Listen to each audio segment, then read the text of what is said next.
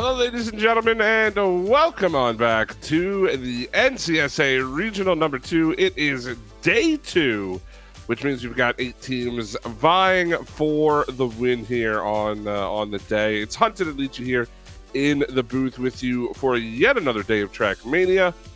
We hope that you all are having a good day. I'm assuming most of you are coming off of the fun day that was Grand League earlier on. But now, again, Leachy, we've got 8 teams, a very familiar 8 teams here in the NCSA region vying for first place. Yeah, you could say that. It looks like just about all the same teams from the last regional making it to top 8 compared to last regional as well. But hey, you're only going to get more variety by having more of these regionals and getting the word out there. So ladies and gentlemen, please keep in mind, if any of your friends somehow don't know that this is a thing, tell them it's a thing. It is open. You can join. There are some really good players, so it's likely that you are going to have a difficult time, but you can only improve by facing challenges. So get signed up for the next regional in just about 3 or 4 weeks' time, and we hope to see you there. Maybe we'll scream your name at the top of our lungs. Who knows? Exactly. And I mean, again, it is, as you said, it is an open tournament, and there are a lot of spots still left to be filled. So get yourself a teammate and join in on the fun next time around. But for this one, we are getting ready for our first matchup of the day. I think the pick ban is going on currently, so we'll throw you into that here in just a moment. The first matchup, again, quarterfinals here, top 8, is going to be our runner-up from last regional, 100% Canadians, up against Yep Team, who we watched yesterday have a 5-game series. They actually had 2 5-game series against Trolla. The first one, actually, I think both of them obviously pretty close. The first one, we ended up watching that final map 5. They were just able to squeak on through to this top 8, having to take them down twice. So Leachy, that they're ready to play here today. Yes, most certainly. And speaking of ready to play here, we let's take an analytical look at the pick ban going on. So Flip of Faith, and Slowdown were the 2 bans here. Ladies and gentlemen, do keep in mind that all of day 2 is going to be a best of 7. So we are going to be with these teams just a little bit longer than we were yesterday. Back and forth, agility dash, reps, and slippy slides as pick number 4. So we have technically still a shot at seeing gyroscope and aero pipes. Well, we didn't see agility dash, nor I could be wrong. I don't think we saw slippy slides yesterday either. We saw it picked, but it didn't actually make an appearance on the broadcast. We just never made it far enough in a match. Yeah, so we'll get to see 2 maps we didn't get to see yesterday, which is pretty great. Aero pipes comes in at number 5, picked by 100% Canadians. And then the last pick here for Yep Team, we'll see what they decide to go with. Would not be surprised to see parkour, and then you leave it up to freestyle and gyroscope to be map 7. I'm happy with either one of those maps, honestly. Yeah. Coming in, but we'll see what Yep Team decide to do. Interesting, as gyroscope was picked number 6, and 7 randomly chosen is freestyle. If we do need to go 7 maps, we do have freestyle there in that slot. But one of the few times you're going to see a full Canadian lobby in our regionals. Yep Team and obviously 100% Canadians, both 100% Canadian. And, might consider a little bit of friendly fire, but it's great to see that Canadian representation in the NCSA region. Definitely. Yes, indeed. I think it is important to note that the team of 100% Canadians are, in fact, 2 Frenchmen that traveled to Canada to study and have since found themselves homes in Canada. So I think probably leaning on the joke that they are not like born and bred Canadians, but definitely, citizenship is enough to count. And then Yep Team, BMQS and Simon, who we did get the chance to see yesterday on the broadcast, definitely of Canadian birthright, we'll call it. Sure.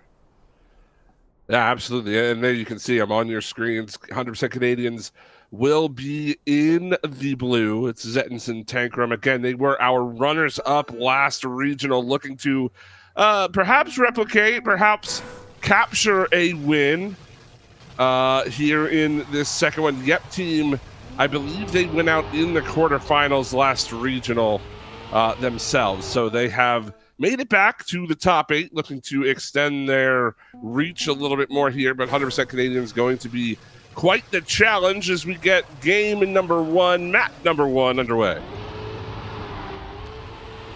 Early start. Oh, and early mistake as well for Simon. Not the way you want to get going. So all of a sudden, 100% Canadians looking very, very strong in the beginning. Make sure nobody clips that snow on the inside. Interesting that people have made that mistake, because I feel like, to me, I would never dream of going that far inside, but maybe it's more of a sign of like botching the setup a little bit earlier on. I don't know. It also just could be maybe it's a skill issue in that I don't make the mistake, because you need to be close to making that mistake to actually go quickly. Who knows? Of course, yeah. And I mean, we'll see now as it looks like BMQS actually pulling Tankrums back in a little bit here. Zetton's not the fastest through, but BMQS is going to make a mistake in that identity, and this should be an ace to open things up for 100% Canadians. It is, as Simon crosses the line about 3 seconds behind Zettons.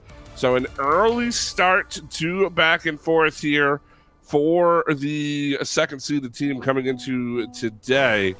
As 100% Canadians, again, I'm not going to say Yep team is necessarily a warm-up for them. Of course, everybody here in the top 8 deserves to be here.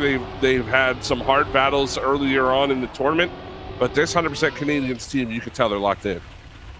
Yeah, and it's difficult to unsettle a team that is as heavily locked in as you so describe. But you can only do your best, and the nice thing about regionals is that it's not necessarily a one-and-done thing. You have multiple throughout the entire throughout the season. So if you don't manage to make something work in one regional, that's totally fine, because you can just give it another shot. Unfortunate mistake there. BMQS and Simon very, very much out of the running. So I feel like Tankrum and Zettons can kind of coast their way to the second ace in a row. Wow. And 6-0 is not the best opening scoreline if you're Yep team.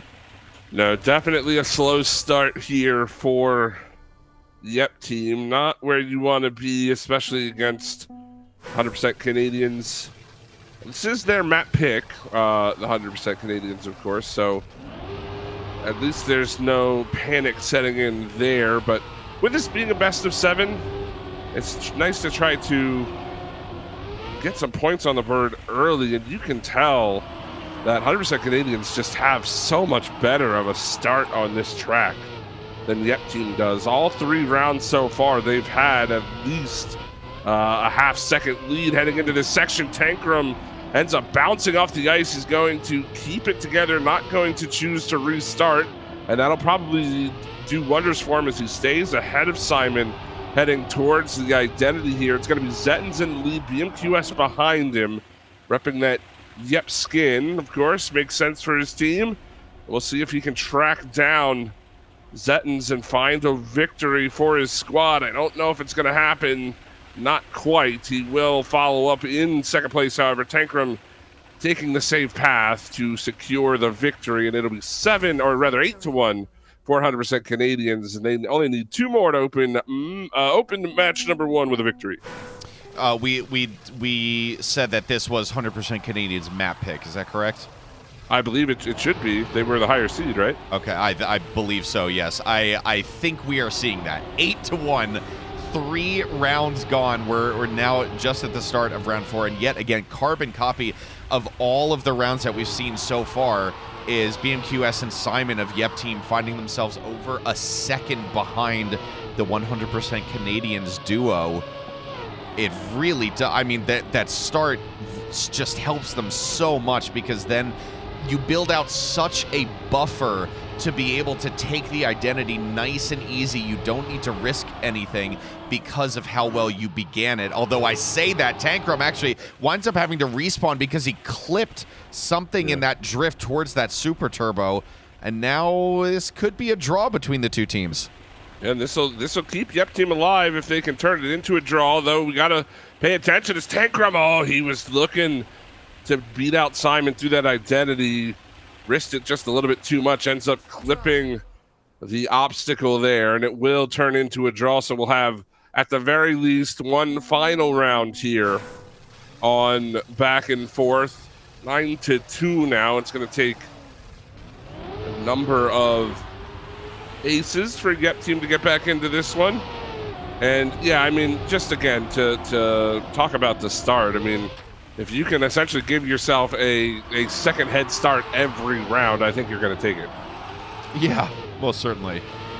BMQS, look at this. Actually mixing it up front with the 100% Canadians this time around. Simon's still 4.5 seconds back, so not really in any form of contention here.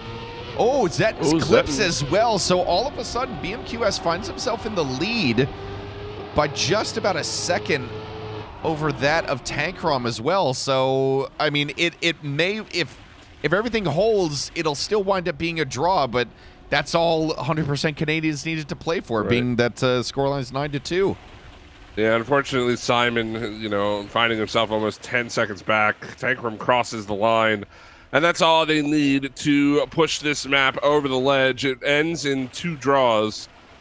But the aces early is what really killed 100% Canadians, or rather, really killed the Yep Team. 100% Canadians now up 1-0 through their map pick. We'll head to map number 2.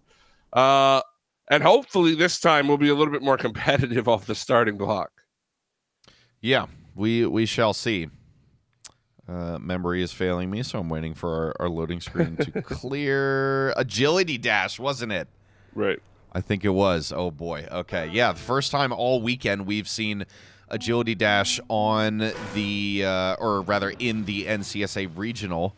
So this should hopefully promise to be exciting. This is yet another identity that can really play spoiler to many teams' best laid plans, because all it takes is a slight wrong angle in that weird kind of plastic bucket slide that you need to make it through, and you go pinging off all the way into the moon with your hopes of finishing in a decent position absolutely shot. And of course, we can't play this map without commenting on just how long it is. You know, the longest track in the map pool. I wouldn't say it's necessarily any more difficult up until the identity than any of the other World Tour tracks, but it definitely requires a lot of concentration each and every round. And we will see as 100% Canadians pretty much wheel to wheel through this start, only about 100 separating them, less than that, or a half a tenth separating the two of them. The MQS finding himself about half a second behind is going to reel in Zetton's just a little bit here as we go through a pretty difficult section, the downhill into that tight uphill, and then back and forth.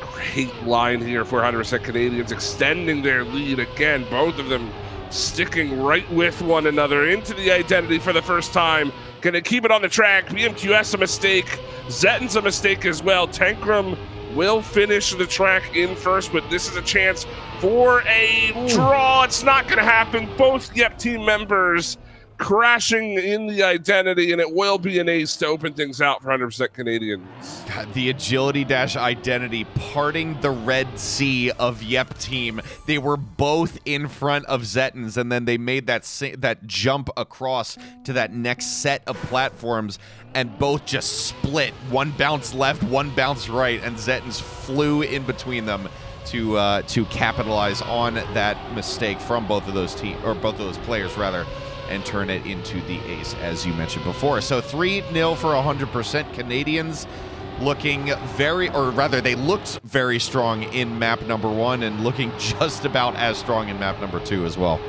Yeah.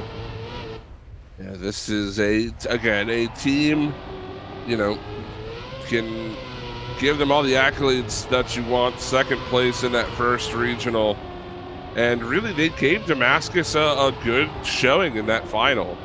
All things considered, Damascus, the top team right now, considered the top team in the region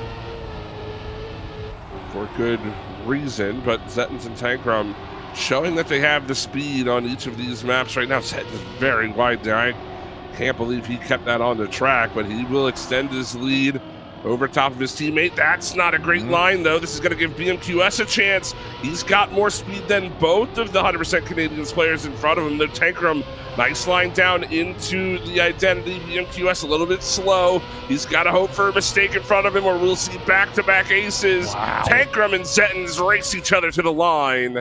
It's a 122.9 for Zettens here and a 6-0 scoreline for 100% Canadians. Dude, it's such a beautiful thing to watch. It just how close the two 100% Canadians players are to each other. Throughout all of the map, but especially through the identity, you can see the hours and hours of practice that they put in manifesting themselves in these consistent runs. Now, I know it's only been 2 rounds so far, and in the first round, Zettens did make a mistake, but all the way up until the identity in the first round, they were still neck and neck, the two players on that blue team. So, for all intents and purposes, they are looking to be almost unbeatable here. And the second I say that, Tankrum out in the lead, but Zettens with a pretty bad mistake there back in the back. So he is now going to have to struggle to catch Simon as BMQS is hot on the heels of Tankrum up front. Yeah, this is an opportunity for some points here for Yep Team. If BMQS can track down the leader, put himself in that first position, they can at least pull 2 points and try to form a comeback here on this track. Easier said than done, though, as we inch closer to that tough identity. And, thinking about it, I think this map is the antithesis to what Slowdown is, right? Slowdown, a rather short track, an identity that you make a mistake, it's not going to kill you most of the time. This track, very long. It comes down to a tough identity, and we see a lot of drama here as BMQS finds himself a 1.5 seconds behind, as Tankrum, so consistent, so smooth. He will be the first across the line. Zettens doing what he can to try to track down Simon. Simon ends up making a mistake. We'll have to double respawn, and that's going to be 2 points. The 100% Canadians, a disaster here for Yep Team, as it's only 2 more points needed for 100% Canadians to go up 2-0. Stop me if you've seen this one before. 2 aces in a row, followed by a victory for the team on the left side of your screen, leading to an 8-1 scoreline. Deja vu, anybody? I'm starting to feel it hardcore right now. Simon, not the best landing there, and will instantly fall back, leaving BMQS the only person up front being able to fight with 100% Canadians. And at this point, BMQS needs to get in front of both of these high-level players just to keep this from ending on this 4th round of Agility Dash. This is what, the 8th round of the series at this point. Something like that. We could see the first 2 maps being taken extremely quickly by 100% Canadians.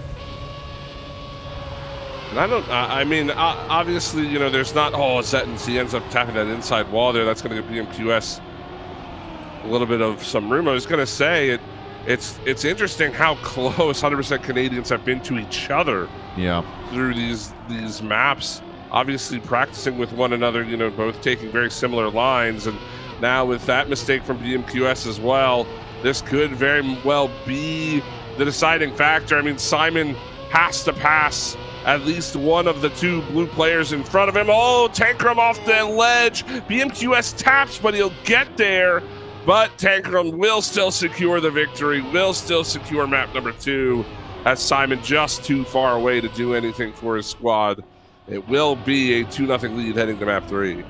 This is astonishing. I will say, day 2 quarterfinal, I did not expect to be moving this quickly through a best of 7 rotation of maps. We're already 2 done. We head to map 3, and oh man, Yep Team, I think, need to start reevaluating where they're focusing their time in terms of like putting optimizations in. It's going to be reps, which, you know, this is another one where we can see tons of like last second clips in the identity jumping from bench to bench, giving enough of a slowdown to where somebody even like 4 or 5 tenths in the rear being able to catch up. But I don't know, from how good, how solid we've seen in terms of the consistency of the 100% Canadian players. I don't know, man. These guys might, I think we might be looking at one of our finalists right now. I know, bold claim to claim that a finalist last regional is going to be a finalist this regional, but I call him like I see him. Hey, man. I don't blame you, certainly, with how good 100% Canadians seems to be looking right now. And they are already on their way to a 2.5 lead to start out reps as well, looking to open the 3rd map in a row with an ace over their Canadian brethren. Would certainly help them on their way. Reps, still not an identity that you can just take for granted, especially at this level. Not that these players aren't certainly extremely skilled at this game, but we have seen, even from the best players, this identity give them trouble, and there's a mistake there from Tankrum. Zettens will coast across the line in first. BMQS breaking up the ace this time, as he will capitalize on that mistake from Tankrum. It's a 2-1 victory for 100% Canadians, but it's not complete pandemonium to start this match. Yeah, not complete, not an ace yet again. That would have been the 3rd opening ace in a row, but not quite. It was definitely looking like it, but 2-1 in favor of 100% Canadians. And like you said, this is definitely not a map to be taken lightly. I mean, all of the World Tour maps you could say that for, regardless of whether they're the the full fat versions or the easy mode versions, but Simon clipping that, yeah, exactly. Simon clipping that outside wall. So yet again, finding himself just a little bit further back as, God, the 100% Canadians, nose to tail. Nose to tail. There's the consistency boggles the mind. I love that. It's one of the coolest things and most unique things about Trackmania esports is that very rarely do you get to see in any kind of a racing game, like, competitors driving this closely, but you can literally see the cars inside of one another. That's how close they are competitive-wise. Tankrum falling off and getting passed by both Yep Team players. Oh no, wait, not BMQS. I missed that one. You caught that one before I did. Sliding off yet again. That's going to be another victory in the favor of 100% Canadians, leading to a 4-2 scoreline. And the lead grows a little bit larger, not quite as severely as it did during the first 2 maps, but a lead is a lead. Yeah, the exact same mistake made by Tankrum back-to-back rounds. He was just too far inside. What was that? Who was that? That was Simon, it looked like. Right off the start. You don't see that too often. But, so now, I mean, this is all on BMQS, really, to try to cut down another ace, or, well, the first ace of this map, potentially here for 100% Canadians. But yeah, again, we saw that identity give them trouble. Zettens with a little bit of a wide line there. He takes a wall tap, but will continue on. Does still have decent speed, but he did lose quite a bit of lead here to BMQS as they go around this wide drift into the dirt downhill section. Through the loop, and then that grass downhill as well, or rather the grass bowl, half bowl, whatever you want to call it. Such an interesting map all the way around. Then down into the identity. Here we go. One more time. Will Tankrum keep it on the track? Looks like he will. That's good pacing there from Tankrum. 105.7 with a clean run for him, as BMQS will back his way over the line, and it is an ace regardless for 100% Canadians. Oh boy. 7-2. An ace away from making this a 3-0 scoreline on the series. This is, You know, this is another 4. This is round 4 again. Yeah. Potentially, we could see a third map be complete in 4 rounds. Simon and BMQS, honestly, it's in their hands at this point. They know that 100% Canadians are good, and they barely made any mistakes. It has usually come down to a mistake from 1 or 2 of the Yep team players. Zetten's okay. Sliding along that dirt wall will sap him of a ton of momentum. So all of a sudden, BMQS and Simon do have an opportunity for a positive result, especially with BMQS overtaking Tankrum and Simon having a decent amount of momentum to catch up as well. Let's see how this shakes out.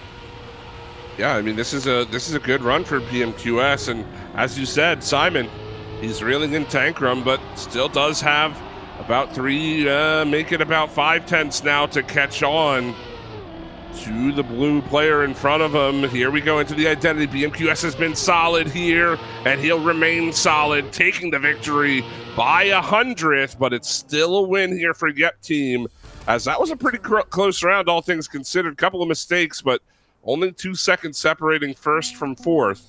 And now an 8-4 scoreline. We see a round number 5, but still 100% Canadians in the driver's seat. I'm not gonna say I have faith yet. I need to see one more positive result. Later. Okay. That's a later track. You know what? You're doing this to me this early We're on on. reps. Come on, dude. Man, I tell you, I was gonna say Zettens, he slides out there. He's had a little bit of trouble on that dirt section, but 100% Canadians to me, it's like they get a buff, like a speed buff, when they're within like a meter of each other.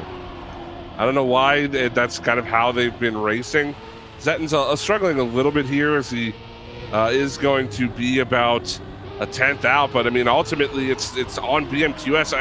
It's on Simon. He needs to get back into this race, but he's so far back. There has to be a mistake from 100% Canadians, or this one is going to be done. It looks like everybody making it through, rather the 200% Canadians players making it through quite well, and that is an ace to end it. We see around 5, but that's all it takes. And we'll head to map 4 with a 3-0 scoreline in favor of the second seeded team in the tournament. Sheesh. That's kind of all I have to say about this. Yep team are really kind of being shown how to play this game. Map 4 is upon us, and they have yet to take a single map off of their opponents, and things are definitely looking dire now. It is going to be slow down, I believe, with if my slippy slides. Like, all right, I was betrayed. But they both, hey, I'm not completely wrong in that they both have this like halfway dip down to the left. Just So yeah, I got jebaited by that one piece of yeah, but one piece of map building. You're right. You got the first about 5 seconds of the map, right? And then it's completely different from there. So. You know what would help this is if I literally just took a picture of my screen with my phone, and then I could very easily remember the order of the maps. But I don't know. Where is that assistant that we ordered yesterday? I don't know. I think that's a great. What happened to that? I don't know.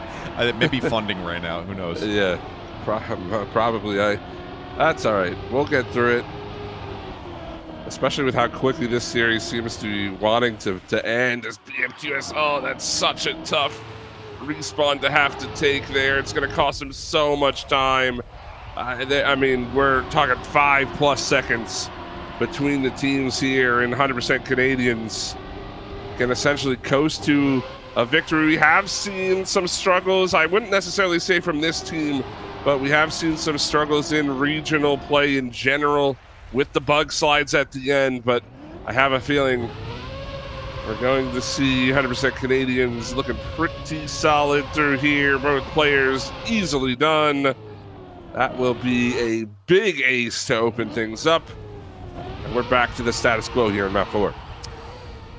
I will say I've identified something that I think maybe makes Slippy Slides my favorite map in the map pool, is that you get a very clear view of what I have taken to calling the bug slide headbang.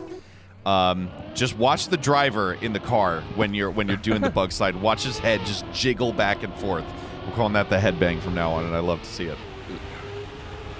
Watch. You just watch. Get to the identity and watch his head flick back and forth. You'll be like, oh, that is kind of cool. A brand new driver physics, man. That's what we need. We've got driver skins now. Thank goodness there's the US skin finally. I do like the Canadian skins as well. Obviously, we see. I don't think everybody has the Canadian driver skin, but I like the maple leaf on the front of the helmet. It's good. It looks fancy. Again, a full Canadian lobby. Zettens and Tankrum looking to make it a second ace in a row to open up Slippy Slides. As we are coming up to the bug slide. The drivers prepare themselves. That is right. I've never noticed that. Oh, Zettens, oh, he's wide. The driver took a concussion from the initial bug slide, and now he'll have to respawn. Can Simon catch him, turn it into a draw? No, he's going to slide out. Ooh. And after taking some Advil, Zettens crosses the line. It's 5-1. So. It wasn't the exact series of standings of finishes so far, but we're an ace away from a third map in this series going to an 8-1 scoreline. So I'm not going to say I'm rooting for it because I do want it to be as even of a match as possible, but I don't know, man. At some point, I can't deny the fact that 100% Canadians have just looked absolutely fantastic. Yeah, they're looking like a team that can certainly win a regional.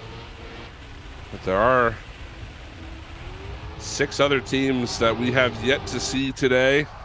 Who's that in the they slide? are currently playing their matches simultaneously with ours. We will bring you every match moving forward from the semifinals onward. We'll see both semis and the grand final. Oh, Simon misses the boost. That's going to cost him some time, but BMQS's teammate is out to a lead, does have a couple of 10s, but here comes Zettens. He's got an inside line. This is going to look pretty good if he can hold it together. This is where he made the mistake last round. Not going to make the same mistake this time.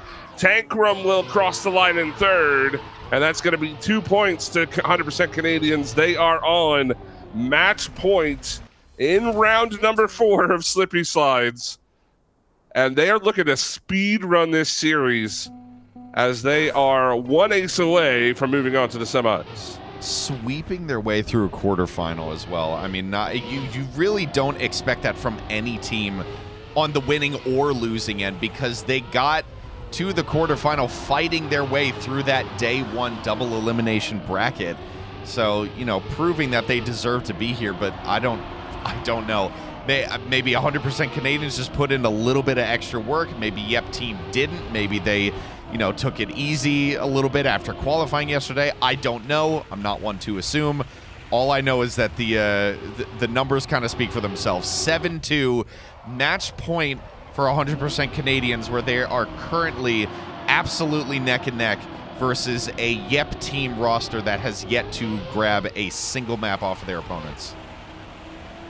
And now, maybe this is the round. This could be the nail in the coffin in this series. Tankrum and Zettens, 100th separating each other. Tankrum gets a little bit better of a bug slide, but it doesn't matter. Both players will cross the line within half a second of one another, and that will do it. The ace to finish things off. We played 4 maps, and if my caster math is correct, Leachy, we played, what, 17 rounds total? So, yeah, that was a Trolla Air 300 match, but it was an entire series as opposed to just map 5 on Slowdown. An entire best of 7 series, by the way.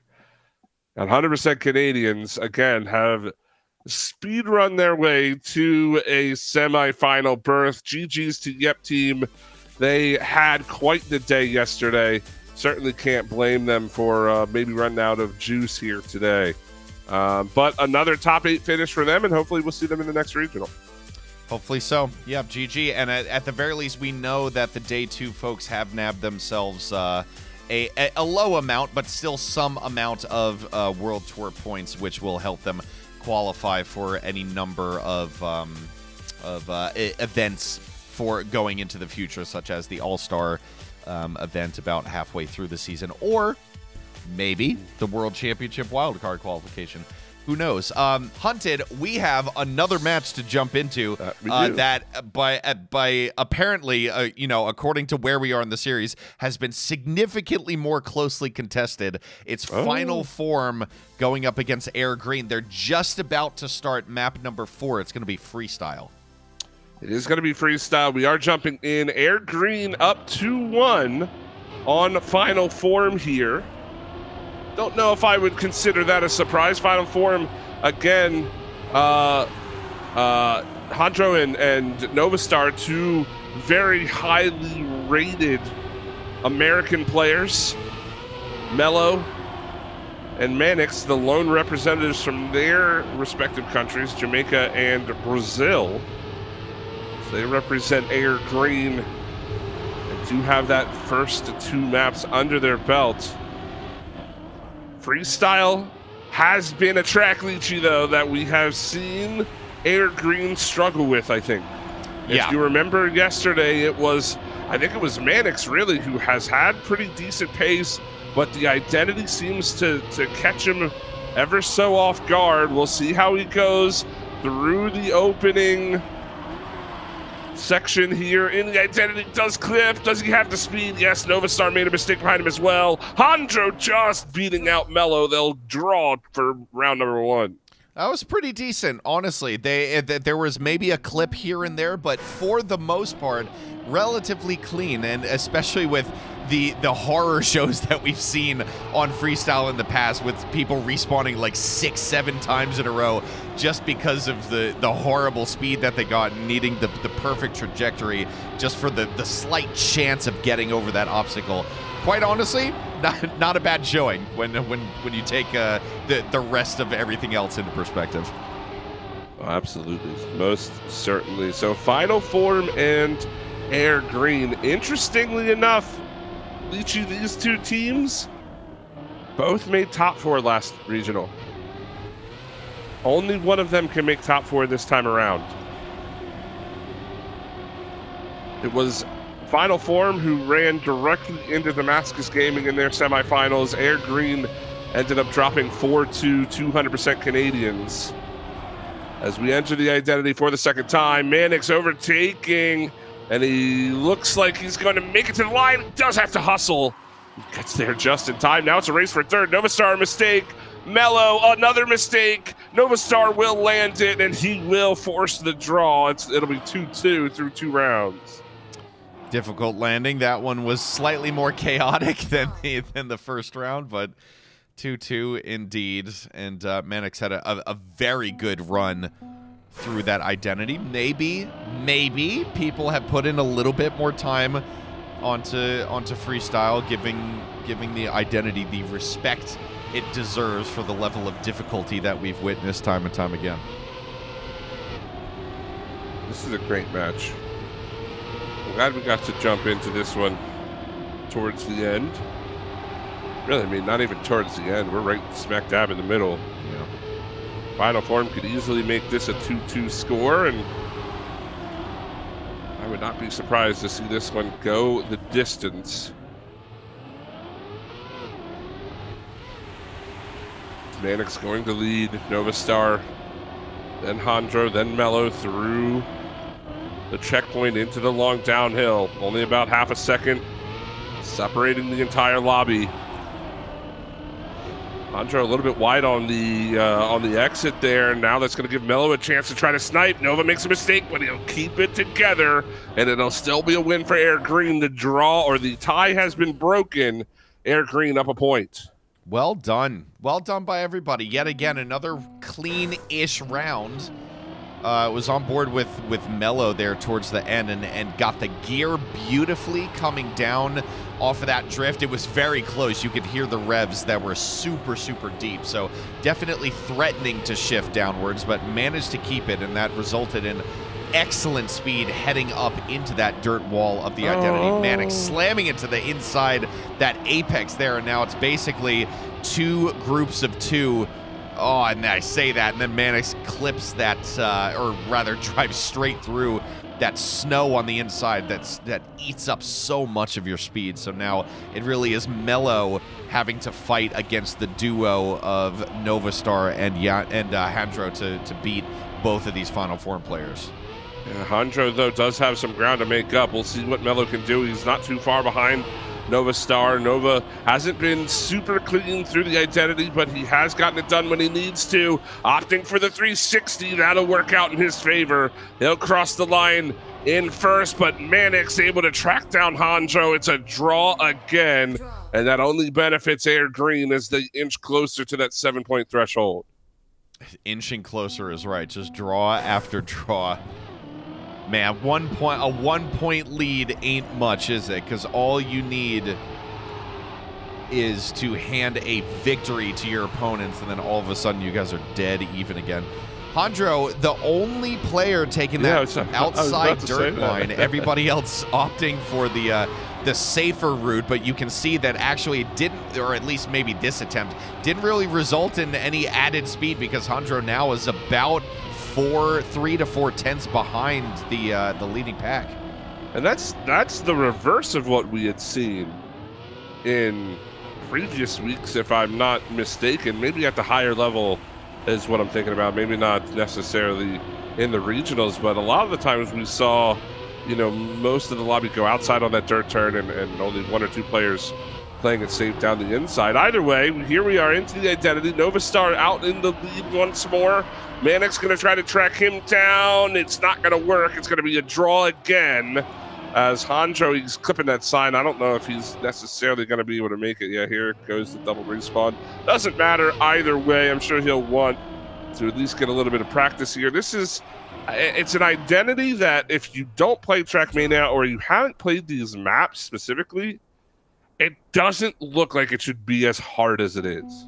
Yeah, it's you're taking advantage of.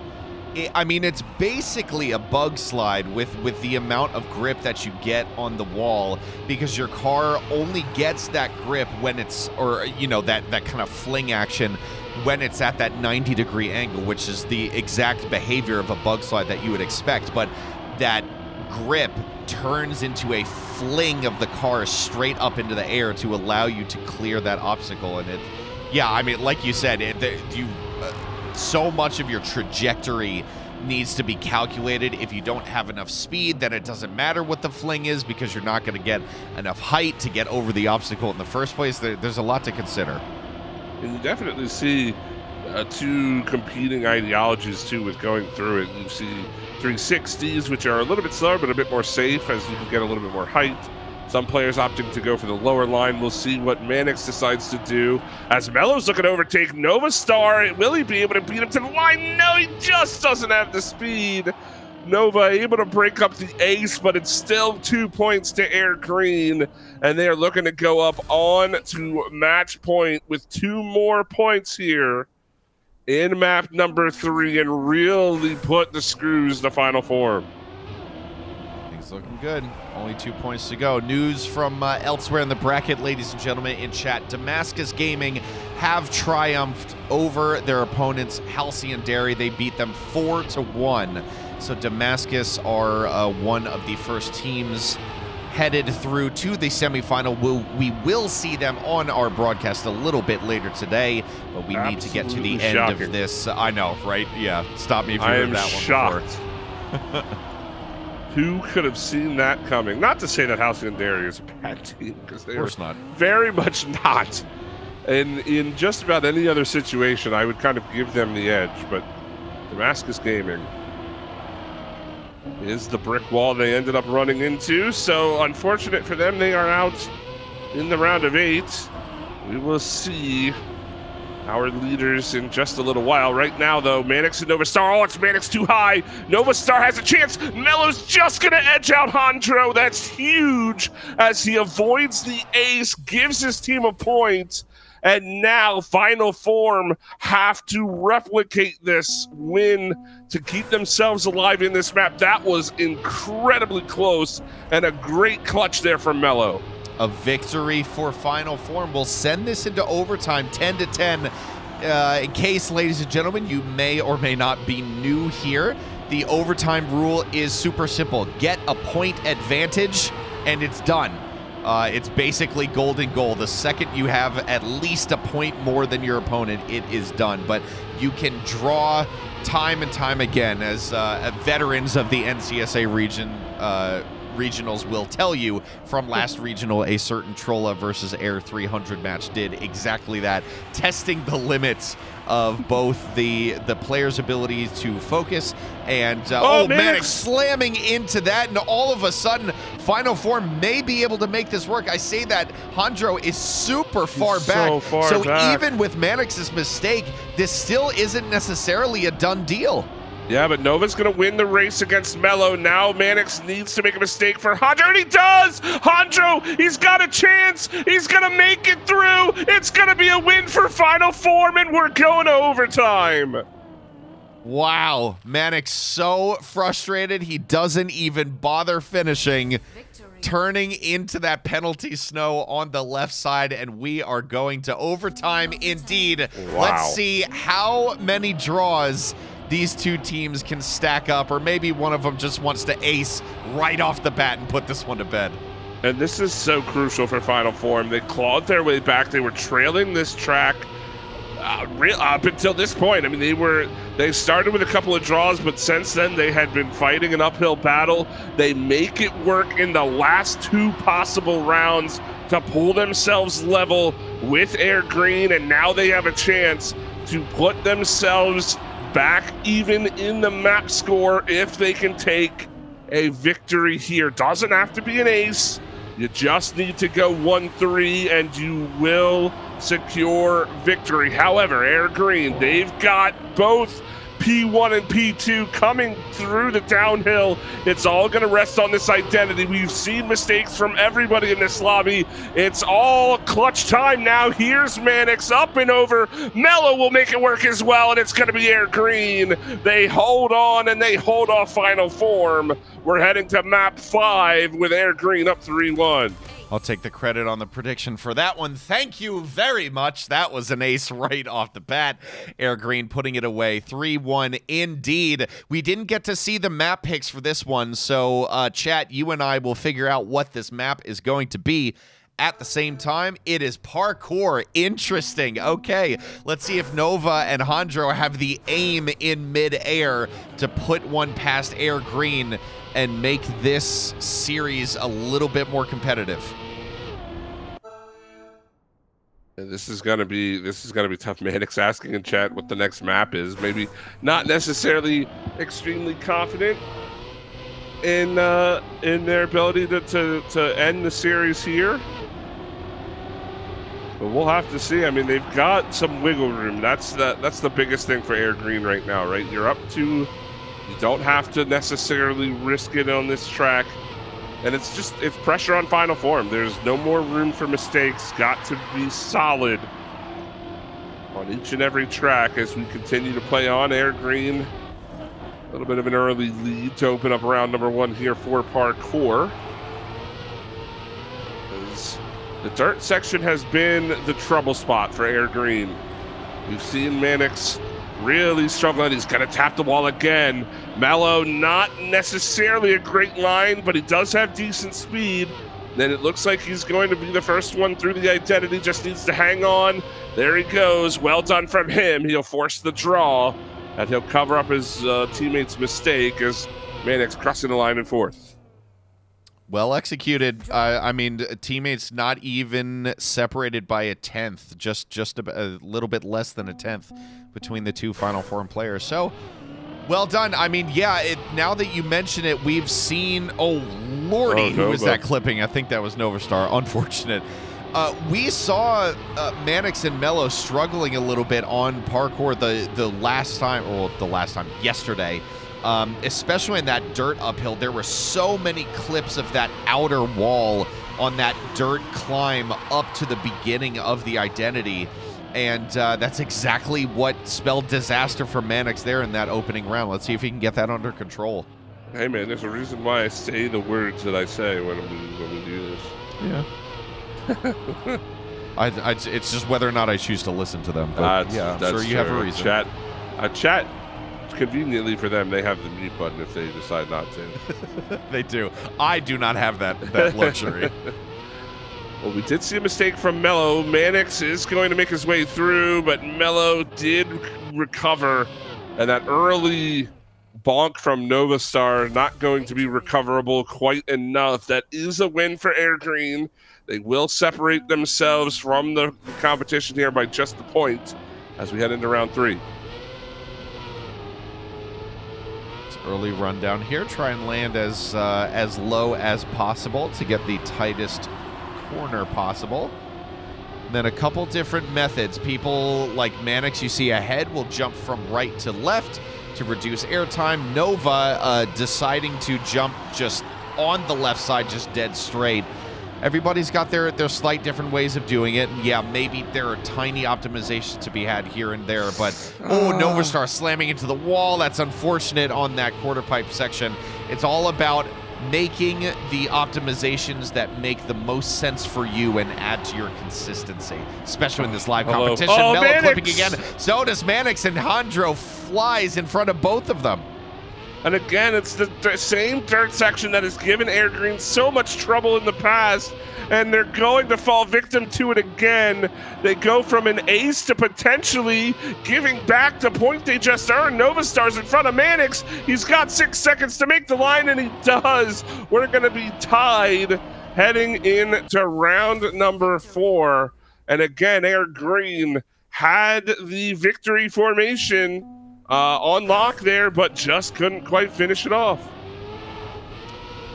4-4. I mean, I guess we're getting the close match that we wanted. Novastar, yet another early mistake. I hope that doesn't become a habit, because it's really kind of shooting his team in the foot. Just giving them a handicap.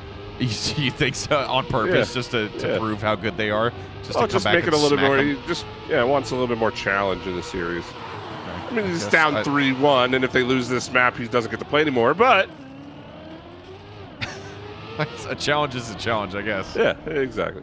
We saw Mello, by the way, absolutely destroying his run there by bouncing off the inside wall. And now Mannix is going to be the only player through the dirt section for his team. He does have the lead, and he did take the section rather well. Hondro, though, is there trying to creep up on him through the identity. Mannix is going to have to be pretty good. He just avoids the sign, and he'll force a draw. We'll go 5-5. Just ticking up as time goes on. Yet another piece of news, ladies and gentlemen, for somewhere else in the bracket. Yet another quarterfinal. Air White has beaten Air 300, their brethren Air team. It was 4-1 to Air White. So Air 300 not quite making it as far as they would have hoped, but Air White we will also see later on in this broadcast for their semifinal. Yeah, congrats to them. That is a top 4 finish for them. They finished in the top 8 last time around, ended up losing in that quarterfinal to the team we're watching right now, Air Green. So potentially a rematch. Are they on the same side of the bracket? Could we see Air Green and Air White rematch for the semis? I'm not sure. Good question. I'll have to look that up in a second. Right now, Hondro is chasing down Mannix. Will we see any taps on the outside wall? Mannix absolutely glued to that outer lane. I love watching that. The accuracy that you need is ridiculous. Both players, all 3 players, really making it through pretty much unscathed. Everybody's good. 1, 2, 3, 4, and that is a victory for Air Green. So just edging out a single point advantage. Now all of a sudden, Air Green 3-1 up in the series. They're on match point. Yeah, here we go. Match point. This could be it. And I did take a look. Air White does have Damascus Gaming up next, so we will not see a rematch should Air Green take this victory here. But regardless, I don't think that's on the minds of this Air Green team right now. They are looking for an ace to finish it. Really, they don't mind. If they can pull 3 draws in a row, they'll pull 3 draws. Well, that is easier said than done, especially with the struggles we've seen from them towards the end of this track. Right now, it is Mannix just ahead of Nova Star. Nova has had a much better start to this track than he had recently, and he is going to overtake, and Mannix again goes into the wall off the respawn. Here's an ace opportunity. They have to get through this clean. It's Nova Star 1, Hondro P2. Both players are through, and the ace is in for final form. Flipping the script now, it's 9-7 and a potential map 6 on the way. Oh boy, 9-7. Well, yeah, and we have hit the that point mathematically where this will be the final round. If it's a draw or a victory for Air Green, the map win will go to final form, because in both those scenarios, they get the single point that they need. Only an ace will save Air Green and put this entire series to bed. Let's see if they can do it. I mean, what is your thought process here if you're Air Green? Again, you know, I hate to continue to make this point, but how many times have we seen them make the same mistake in the same section? And if one of your players does that here, it's essentially game over on this track. Luckily for them, they do have some maps to fall back on. It's not do or die for them right now, but I'm sure they would love to finish off final form if possible, not to keep them around. Mannix, he's not going to touch the wall, but Nova Star and Hondro both will overtake. Assuming one of them makes it through the identity, we've got a map 6, and we will most certainly see it. An ace to finish things off.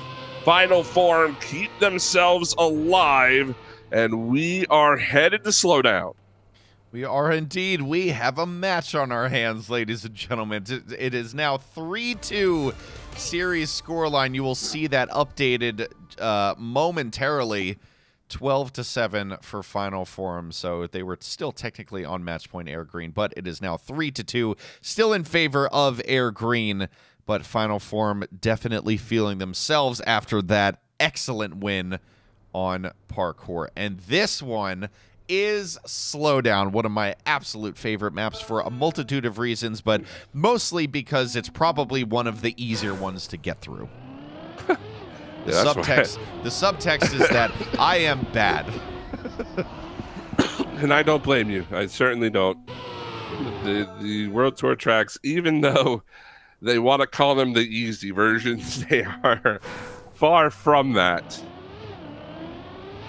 But these players are making it look relatively easy, and Slowdown is one of those tracks. Again, we see it at all levels, from TMGL to Challenger to here in the regionals. Slowdown is one of those tracks that you're going to see a pack of 3 to 4 players. Whoa, Mannix, what the heck happened there? The reactor absolutely taking him off track. I was going to say you're going to see a pretty big pack heading into the identity. We may still see that. The remaining 3 players are all within 100th of each other, though Nova Star not the greatest hairpin there. He's going to have to play a little bit of catch-up. His teammate, though, in Hondro, leading Mello through the checkpoint into the fragile, down the road border here, and that's going to be a big leap in the air. Mello's going to keep it on the track, and now Nova Star, the only player to try to catch on. Did Mello touch? He did. It's going to be an ace. Final form taking an ace to start things out. Unfortunate for Mello, was granted the lead there, and then in that penultimate hump that he needed to get over, absolutely got airtime. He went flying, and that is why this identity is so tricky, because if anybody is relatively new around here and you're slow, you know, you're catching on to the concept of identities, for the most part, the identities have to do with going as quickly as possible. And usually, the faster you go, the easier your job is in getting through the identity. And that is directly not the case with Slowdown. You definitely kind of, you know, you need to go as fast as you can, but very literally as fast as you can, because if you go too fast, you have that exact thing happen where you go flying out, and that fragile block will completely ruin any chance you have of bringing home a positive result. Thank you for the top-level analysis, Lucci. You're welcome. Oh, there goes Mannix again. Into the sky. Novastar. Will they have another one? No, Novastar is off the track. Mello will keep it down. Novastar is still going to race Mannix to the line. It will be a victory. And it will be 5-1 for final form. My goodness. What a start for them. It could have been 2 aces. Unfortunately for Novastar, it was a bit of a mistake. But now, this is dire straits here for Air Green. We could see on map 7. Oh, Mannix, just chowing down on that gear, and Mello chowing down on the wall. So now all of a sudden, final form, relatively clear position up front. I say that Hondro has lost, a ton of speed, and Mello just claws it back like it's absolutely nothing. So we're back to P1 and P3 for final form. Still a positive result, but you know, it's not an ace. Well, I mean, regardless, a win here puts them on map point rather, with the 7 in total points. So there we go, through the fragile, into the identity. Nobody off the track to start. Good line there from Novastar, and he'll even slow it down that much more. Hondro overtaking. Oh, he's in the air, and Mello beats him to the line. Just avoiding the ace. Hondro nearly outracing Mello to the line, just couldn't do it. Still, though, it is 7-2, and an ace wins it for final form. You'll see that a lot on slowdown. You'll notice that the reason Mello was just able to catch Hondro was obviously because Hondro was in the air, but the reason Hondro was in the air is because he took a steeper line through that final section of bumps that you need to get over, whereas Mello opts to take more penalty grass on the left side, which allows him to take a shallower line, which in turn means it's less of a severe transition, so it's significantly slamming Mannix faceplant into that reset circle. Point being, it's easier for players that take that wider angle to maintain contact, and that was exactly what allowed Mello's strat to pay off there. Well, here we go. And ace wins it. We have map number 7. Novastar and Hondro, wheel to wheel. Both players keeping it together through the second hump. One more to do it. And Novastar off the track. Hondro will cross the line. Mello in second. They live for another round. And if we see some crazy heroics here from Air Green, do not forget what we just saw out of Novastar. Again, he makes that mistake in that third hump, and we have at least one more round. Would it take 2 aces in a row to bring this to 9-9? I don't know. I don't know if I want that or whether I want final form to just send it to map 7 so that the entire 6 maps previous are just completely nullified and it just turns into a best of 1. I want competition. That's what I want. So whatever results in the most excitement, I'm here for. You want to know, Lucci, to make it even more exciting, that we have heard from production what the map number 7 is? Oh, yes. Do tell. If we do see it, it will be Flip of Faith. Ooh. For a map number 7. And we have not seen Flip of Faith yet on this broadcast. Hondro is looking to send us there as he is going to lead Mello through. Mannix has to catch everyone, and he's not going to do it. Hondro actually a little bit too overzealous there, but it doesn't matter. They cross the line 2 and 3. Mannix cannot catch on, and it is final form with the draw to end it in map 6. We go to Flip of Faith for map number 7. Only one of these 2 teams, again, they were both top 4 teams in the first regional. Only one of them survives the quarterfinal this time. It's almost a shame. I mean, both of these teams are putting on such a fantastic match. It's almost a shame that we're seeing it so early on in the bracket. This is only the quarterfinal. We have 2 semis and the grand final left after this, and a quarterfinal goes to map 7. It's weird to say I'm disappointed, but I kind of am. Disappointed. How can you be disappointed with a Game 7? What is wrong with you? I'm disappointed specifically with the context of it being a Game 7 in the quarterfinals. I want it. I don't know. I want close matchups like this to be deeper in the bracket, not this early. What are you talking about? Get out of here. Get out of here. That's a horrible take. I want Game 7s every single round. Well, yeah, so do I. But, like, it's less likely that a Game 7 is going to happen later on if it's happening this early. Yeah. Whatever. Come on. I'm not completely off base. Whatever. It's the Jersey boy, and you got to be negative all the time. I got you. Yeah, because I'm negative. That's me. I'm the negative guy. Hey, man. Look, dude.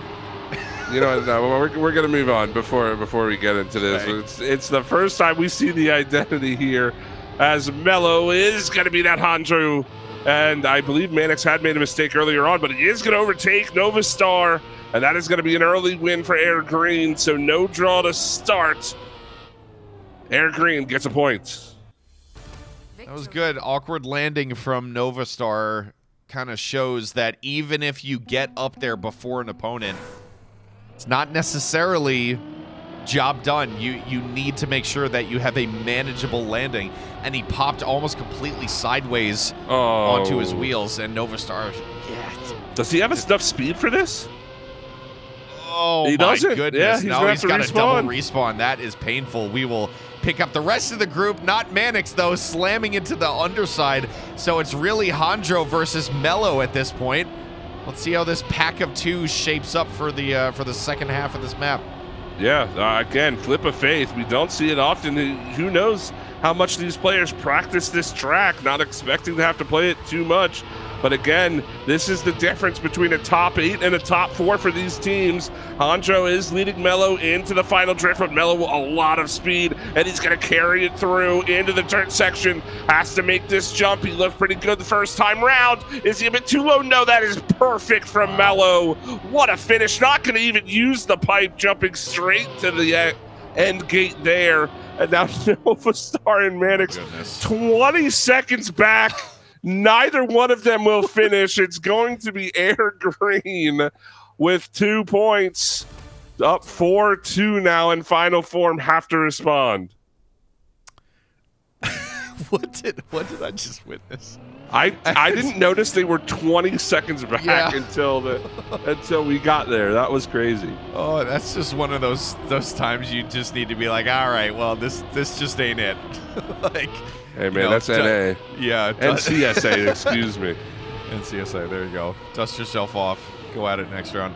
Did we all survive? We did. Some a little faster than others, but we all made it through there. So it is Mannix leading Nova, Hondro, and Mello in P4. This is a really important round, though, for final form.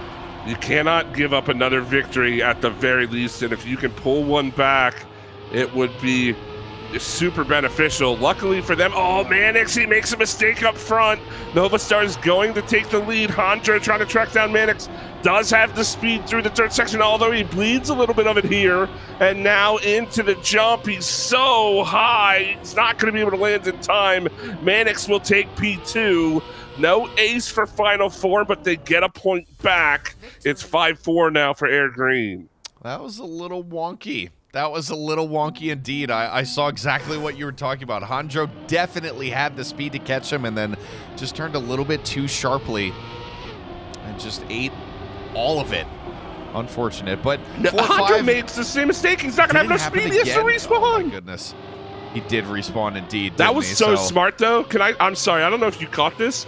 He knew he wasn't going to have enough speed, and as soon as he crossed that checkpoint, he double respawned instantly to not lose another like 2 seconds. That was really smart. Good. He's still 5 seconds back, but still. It could have been, a point being, it could have been so much worse if he hadn't been on the ball. And listen, there's still half of this track left to go, so it could actually wind up paying dividends. It's weird to say that with Mello and Mannix currently running P1 and 2. Oh, Mannix clipping, eating up a little bit of his momentum. Now Nova Star looking to catch him as we get to the identity.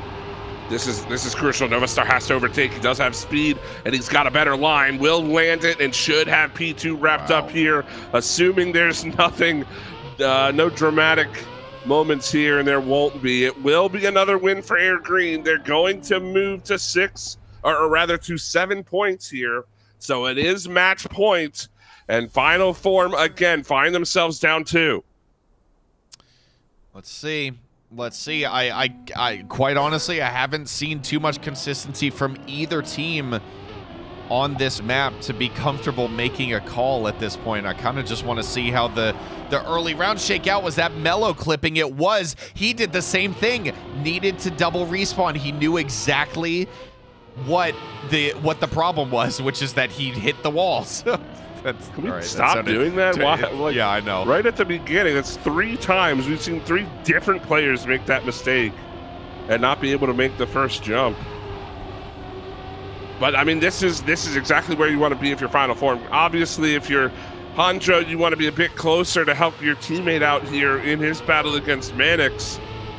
And oh no, Novastar too wide. He ends up hitting the grandstand. It's going to be Mannix who takes the lead. And now this could turn into a draw. Mellow even overtaking Novastar towards the back. Mannix is too low. Hondro takes the lead now. Where's Mellow? He's going to move up to P2.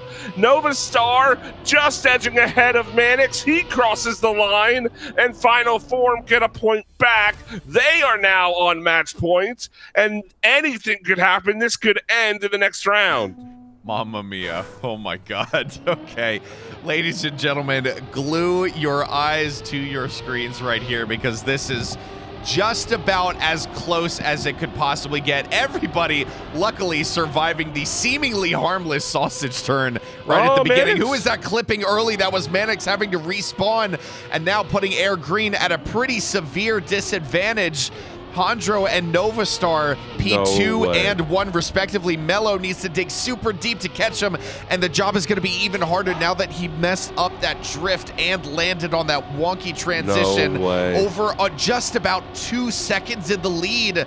I don't see any way out of this for Air Green at this point.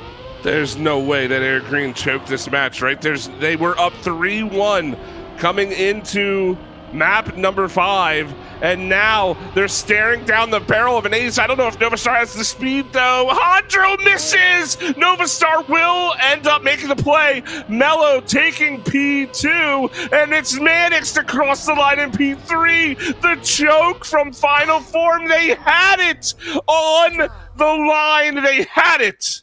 And it's gone just like that. We have one more round at the very least. Run it back. Run it back. We go again. It's 8-9. A victory for Final Form will send us to overtime. A draw or an ace for either team will put this one to bed. What a quarterfinal it has been. So very thankful that we got to see this action. Mannix clipping or slamming it to the wall early on. Final Form are looking at a victory unless Mannix is able to claw something back, or if Mellow is able to make some miracle happen. Well, look, Mellow is the player you want.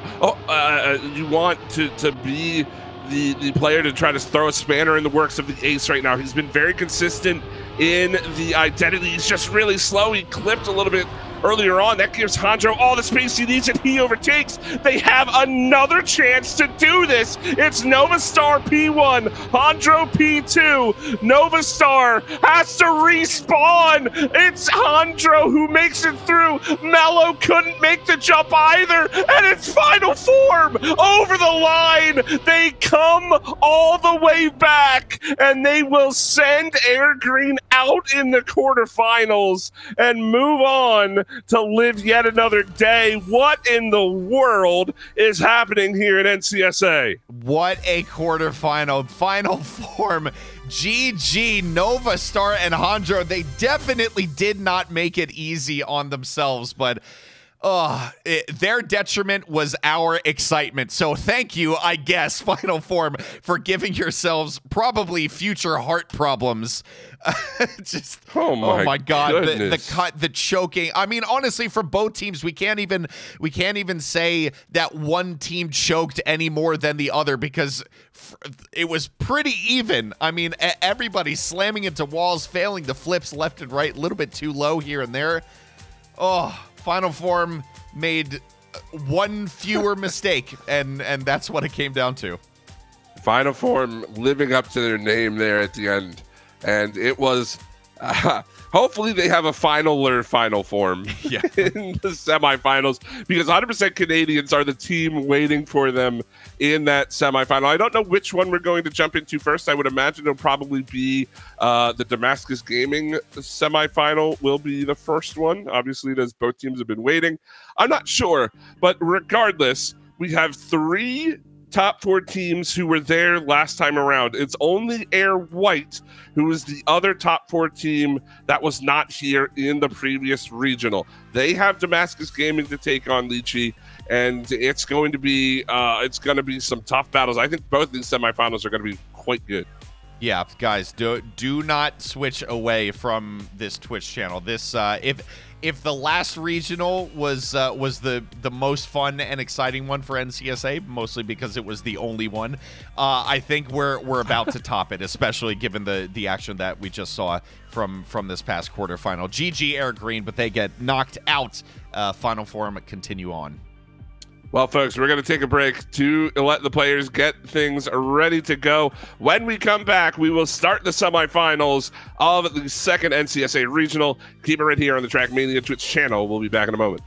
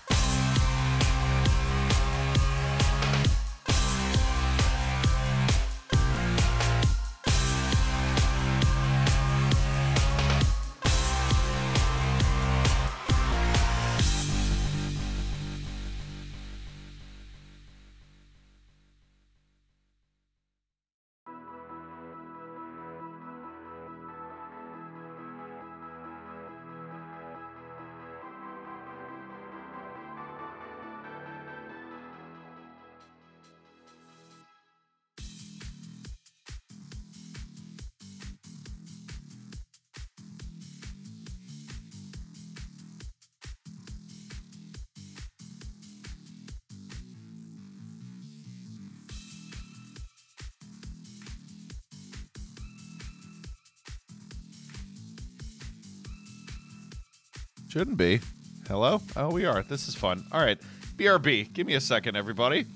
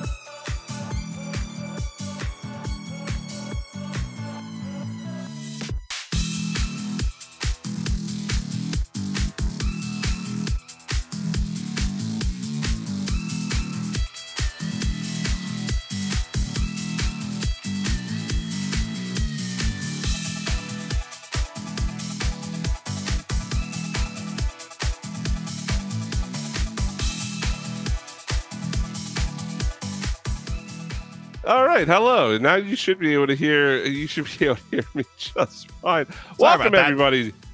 Yeah, no problem. At least we got it working now. Before the match started, Yes, and not exactly. during the match had an issue. So anyway, we're going to jump into the semifinal as the players are picking and banning. It is Hunted and Leechy here in the booth with you, and you can actually hear us this time. So very, very good. We had a fantastic quarterfinal between.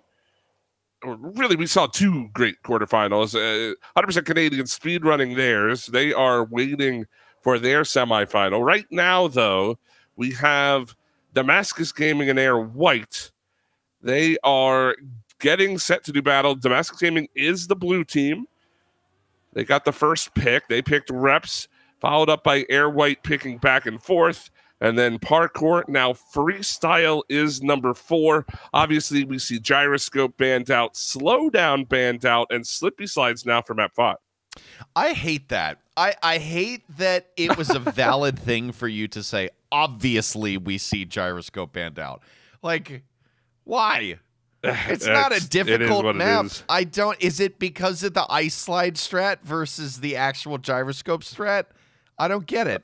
That's because people don't like to have fun. Ugh. You people are boring. let me watch a fun map for once. That's a lie. Yeah, I was gonna say you can't say that after what we just saw, but yeah, I don't know. I think Gyroscope is just one of those tracks. It does have a good amount of ice in it. I mean, the ice loop I think gives a lot of people issues. So we do see Arrow Pipes actually picked in the 6th position, and then Agility Dash was the randomly selected one. We almost had a Flip of Faith map 7 again, but I have a feeling Damascus Gaming, not to take anything away from Air White, I have a feeling that Damascus Gaming wants to end this series before we see map 7. Yeah, most likely. Yeah, Arrow Pipes and Agility Dash are not going to be kind to anybody, let alone, teams of this high of a skill level, but they will do their best to end things off before they even have to deal with something as terrifying as either of those two maps. Damascus Gaming in blue, Nixotica and Neil, you know them, you love them, going up against Air White. Charles and Nats, the Colombian and Chilean. This is pretty directly a North America versus South America matchup. The final 2 South American players in the NCSA regional number 2, Charles and Nats. They both definitely have had plenty of great results in their respective region. Obviously, now that all of the Americas are now one region, it's hard to kind of sort out that history, but definitely Charles and Nats, 2 players that are very well known in the South American Trackmania scene. And it is not a surprise to see them here for the first time in the top 4. This time in regional number 2. Again, they were a top 8 team last time out. But here we go. It is Reps to start. Nixotica and Neil have been so very good on this map. I'm not surprised to see them picking this one first. It looks like their signature map, Leachy, or at least one of their signature maps with how good they've been. And right now they are leading the way through the grass bowl down towards the identity we go. Charles isn't too far behind, but he does have some work to do. Might need a mistake here. Both Neil and Nixotica, great speed through the identity. 1-2, a 105-0. And Nixotica only 100th back. That's a big ace to start for DG. Big ace indeed. Yeah, I would tend to agree. This is definitely a map that we have seen the Damascus boys playing like absolute lights out. So it's an easy first pick, I think, if you're in their position, because it's an easy assumption that you are going to get that first map under your belt. Obviously, I don't think anything can be assumed in the esport of Trackmania, but when you're at the level of these players, you kind of need to act in that way in order to give yourself some degree of confidence that things are going to go positively. Charles tapping that outside wall, not super painful in terms of the amount of speed loss, but that definitely will be painful. So. Yeah, painful indeed. So all the way back, I don't even want to look at the splits when that comes up. Oh, just about 8 seconds. Yeah, he's done and dusted there. At least it's not the 20 seconds we saw only a series ago, a map ago. But again, Damascus Gaming looking to take a second ace in a row. Nats is gaining on Nixotica, though, and Nix not the greatest transition. Neil with a mistake as well. It's Nats to cross the line in P1. It'll be a draw from the jaws of an ace here for Air White. Wow, that was close. And look, even both teammates made a mistake, but they still both finished within a tenth of each other, the Damascus players. So 4-1, 3-point lead maintained. Air White at the very least on the board to start with, but let's see what let's see what Damascus has in store for their opponents on a map that is undeniably one of their favorites. Yeah, most definitely. And I actually had a chance to talk to Neil a little bit before this regional, and obviously he was in pretty good spirits. Everything kind of going their way in regional number 1, obviously being the first NCSA regional victor. But actually, with how much you know about Neil, and you see him all over the community, this is actually his second now, but that first regional was his first ever official Nadeo event.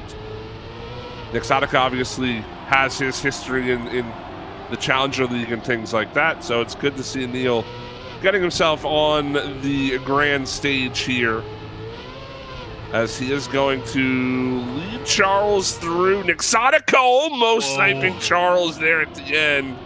That was very close to a second ace, but it still will be a DG win. And it's going to be 6-2 now, heading to round 3.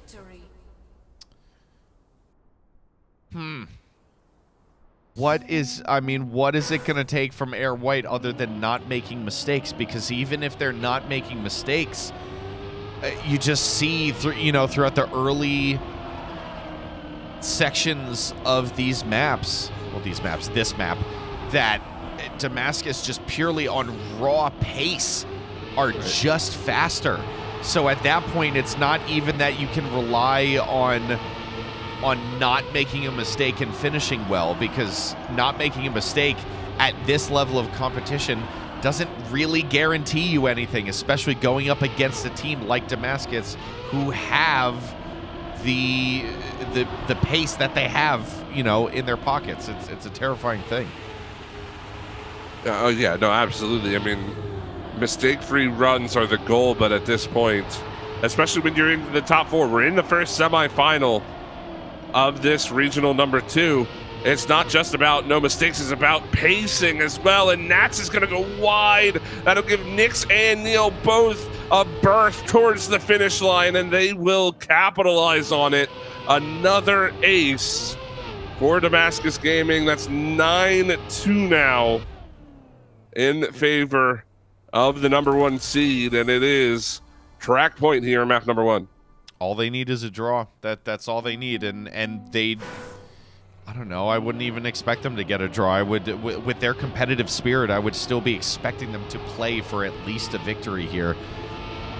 Because if you don't take your foot off the gas, then that means you know nothing other than going full bore. And when you're at these levels of competition where everybody is pretty much just as good as you are, if not maybe even slightly better, you need all of these tiny advantages to go your way. And there's a mechanical aspect of being good, but then there's also the mental aspect of being good. And it's I find that more often than not, it's the competitors with the strong mental side of their game that more often triumph. Well, it looks like Damascus Gaming are locked and loaded here, looking for their second final appearance in 2 tournaments. As they are 1-2 through the identity for the final time here in map #1. An ace to finish it out. A deafening defeat here to Air White. It is a GG all the way around, but map #1 definitely Damascus Gaming's forte. Like I said, I think Reps is when I think of Damascus Gaming, I think of this map and how well they've been able to play it over the course of the last month or so.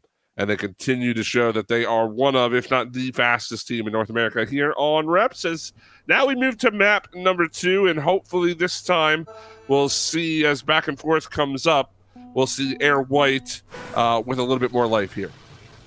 Back and forth, it definitely adds an interesting dynamic.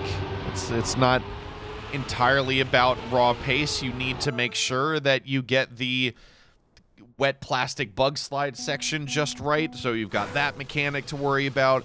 You've got that 360 with the ice wall landing mechanic to worry about. And then you've got your backwards driving where you can kind of, there are mistakes abound to be made, but there are also optimizations to be made. How big of a chunk do you take out of those corners, and how much do you risk to get that slightly tighter line through those corners? There's a lot to worry about on this map. Right. We will see the ice section here for the first time. Charles ends up clipping the inside of it, and he will have to watch as Nats tries to track down both Nixotica and Neil as they are wheel-to-wheel to the backwards transition. Neil gets a much better start, though. Nixotica super slow. He's going to be overtaken by Nats, and Nats with a decent amount of speed, but he is going to need a mistake from Neil ahead of him. Doesn't look like he'll get it. And it will be a 1-3 for Damascus Gaming. They will open things out with a win here in map 2. Victory. Relatively unconcerning result, I would say, from both of the teams. It's only 2-1. Air White still have plenty of time to pull things back, and I don't think I saw anything dire enough to lead me to believe that they can't do it. Better start here from Damascus. Charles going a little bit wider, needs to reel that back in, and subsequently loses a lot of speed through this section in order to keep himself safe. It's still better than the alternative of bonking that wall on the outside. But the end result is still that Damascus find themselves relatively comfortable in the lead. And as long as they can keep it sorted out, along the straight and narrow, per se, through the identity, I think they'll be fine. Well, Charles is the only one to give pursuit right now to both Nixotica and Neil. They are, again, just about touching one another, coming up through the final corner, and it will be an ace for Damascus Gaming. Neil, a little bit shaky there towards the finish, but he did cross the line before Charles could catch all the way back up. And Damascus Gaming, on Air White's map pick, have put themselves up by 4. As we are in round #3 now here on Back and Forth. That point total begins to grow a little bit more worryingly now. It's the ace insurance for Damascus Gaming, as I've said in the past. And Air White need to get themselves more consistently on the board here. I will say Nat's doing a really good job in the mix with everybody else. Ooh, Nixotica clipping the ceiling, quote-unquote, of that ice wall, but not really coming off worse for wear. Yeah, he is in P4, but just barely. It's still very much, you know, having the possibility of being able to capitalize in case anybody makes a mistake. Super close round here. Yeah, I mean, everybody just about a couple hundredths away from each other. Charles with a mistake. It is going to be Nats just ahead of Nixotica. Oh, Nix had to respawn, and it will be Neil capturing another victory. Charles will cross the line in P3. So we see our first draw of the map. That'll push Damascus up to 6 points now. But as you said, I mean, great recovery from Nixotica. Just unfortunately, he made a second mistake there and just couldn't beat anybody to the line, so no additional points gathered. I mean, of course, he still gets 1 point for the draw, but no additional lead built here by Damascus Gaming.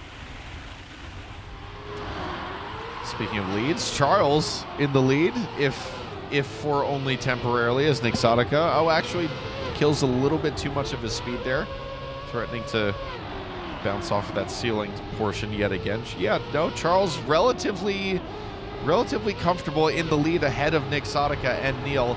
Nats bringing up the rear about a second and a half back. Let's see if Neil and Nixotica can catch up. Nixotica's got some pretty good speed. Oh, and Charles slides out right at the beginning of the identity. That is going to absolutely murder his chances. And all of a sudden, Damascus looking at two aces I'm sorry. Okay. Woo! They still get the ace, but dear Lord, they made it look a little bit ropey there. 9-2 though for Damascus. So the end result is still a worrying points gap between the two teams.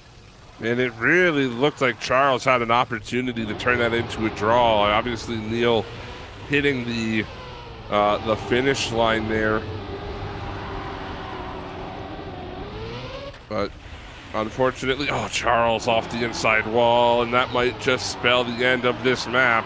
It has to be an ace here from Air White to continue on, as Damascus Gaming, again, so similar to what we saw from 100% Canadians, right? Just side by side, and that just seems to be the calling card of some of these really high-level teams here in the NCSA region, where they are very, very close to one another in these clean rounds.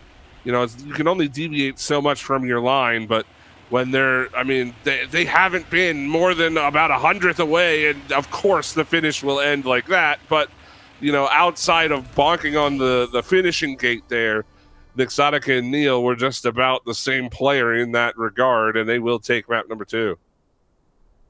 12-2, man. 12-2. That is that scoreline will take your breath away. That's on Air White's map, by the way. Yes, as well. Yeah, which is even more significant. So, oh boy, something to keep in mind. And parkour, this is yet another map that we've seen Nixotica and Neil perform relatively consistently at. Maybe not a favorite, quote unquote, as we've seen with their performances on reps, but I don't know, man. Charles and Nats' day goes, I think, from bad to worse on this one. They still do have a shot, but Neil and Nixotica are not a team to be underestimated. Well, let's see. Opening round, map number 3. It is parkour. Oh, Nats just clipping the wall there. He is going to be very slow through the ice section. So it is on to Charles to try to be the spanner in the works of the Damascus Gaming ace potentially here. I'm sure there's some kind of fun you can make with like the Joker and an ace, things like that, but it escapes me at the moment. However, Charles inching closer, but he's running out of real estate. It's Nixotica 1, Neil 2. Charles can't get there. Just outside of the top 2 for Charles, and it's an ace for Damascus Gaming. Stop me if you've heard that one before. Yeah. ace for Damascus Gaming, especially in an opening round. So 3-0, Air White struggling right at the beginning. Not a huge steal this early on. Still time to pull it back as the cliche goes, but I don't know. I feel like you can only put yourself in that situation and in that state of mind so frequently before you start to feel a little bit hopeless, especially going up against a mountain like Damascus. Charles and Nats are no slouches, but I think we're starting to see a very clear kind of deficit here. We're seeing why everybody claims Damascus to be the absolute top team in the region. They proved it the last regional, and I feel like they're only a couple matches away from proving it in this one. It might be a couple of rounds away, but yeah. Before we see map number 4, it's a second ace to open things out on parkour. And it is certainly something to think about, too. I mean, could we, I would love to see how a team like Damascus Gaming stacks up against the rest of the world with their top teams. Obviously, we've seen, plenty of great European talent, but also MEA has a couple of very, very solid teams. And with the, with the All-Star stuff upcoming relatively soon, perhaps we will see Damascus Gaming getting to show what they can do on the world stage. And it is a nice thought to think that we may see a team from the NCSA region potentially qualifying for the Challenger League, as Nixotica is going to overtake Charles. That's ended up making a mistake. Neil is a bit far back. Nix will beat Charles to the line. Neil racing with Nats here, and he is going to overtake. This might be 2 points for DG, and it just is. Nats had the better line, but he ran out of track, and it's 8-1. Just a round victory away from making this 3-0, and a sweep in the quarterfinals is one thing, but to be swept in the semifinals is another thing entirely. And obviously this is a best of 7, so Damascus do need to win 4 maps to make that happen. But I don't know, man. Air White have really kind of been struggling to stick it to Damascus, so I don't want to go as far as to call it this early, but I think they're definitely looking at a distinct possibility of being swept in a regional semifinal. I mean, if they can't make something happen, I think at this point, I think we can conclude map number 3 is going to go to Damascus Gaming, especially as they are leading through the identity one final time. They will cross the line with an ace to end it. 11-1 final score in map 3 as we head to map number 4. I mean, yeah, it's looking that way. Damascus Gaming, they swept their way through the semifinals last time. Last time they were here in this regional, it wasn't against the same team, but they were able to take out Final Form in 4 straight games, and we will see Final Form in just a little while once this concludes here. So Damascus Gaming, again, no strangers to finishing off these sweeps, but we do have freestyle, and I think freestyle, especially with it being Air White's pick, this could be a track that we potentially see some dramatics towards the end. I hope so. I don't really have any distinct memories of Damascus and how they have performed on freestyle, so I'm looking forward to finding that out. I will say, interestingly, every single player in this lobby going for that outside dirt line at the beginning. Charles was just scraping the wall very, very barely, but clearly didn't make that much of a difference because he is still very much up in the mix with everybody else. Ooh, Nats taking a huge chunk out of that snow on the left side, so drops back to P4 as they head through this quarter pipe ring transition. This is a good opportunity for Charles. We'll see if he can if he can outrace Nixotica, he's got decent speed. He does have to deal with Neil, however, not too far behind him. Let's see what happens as we head to the first identity. It's Nix by just a wheel or so. Charles, a much better line, and he's going to come out ahead. That's Charles P1, and it will force the draw to open up map number 4. That might be one of the best rounds of freestyle I've ever seen. The super low transitions. Nobody needed to resort to the 360. They all did the fast strat of flicking it up and then throwing it back to the left as quickly as possible. That was very well done.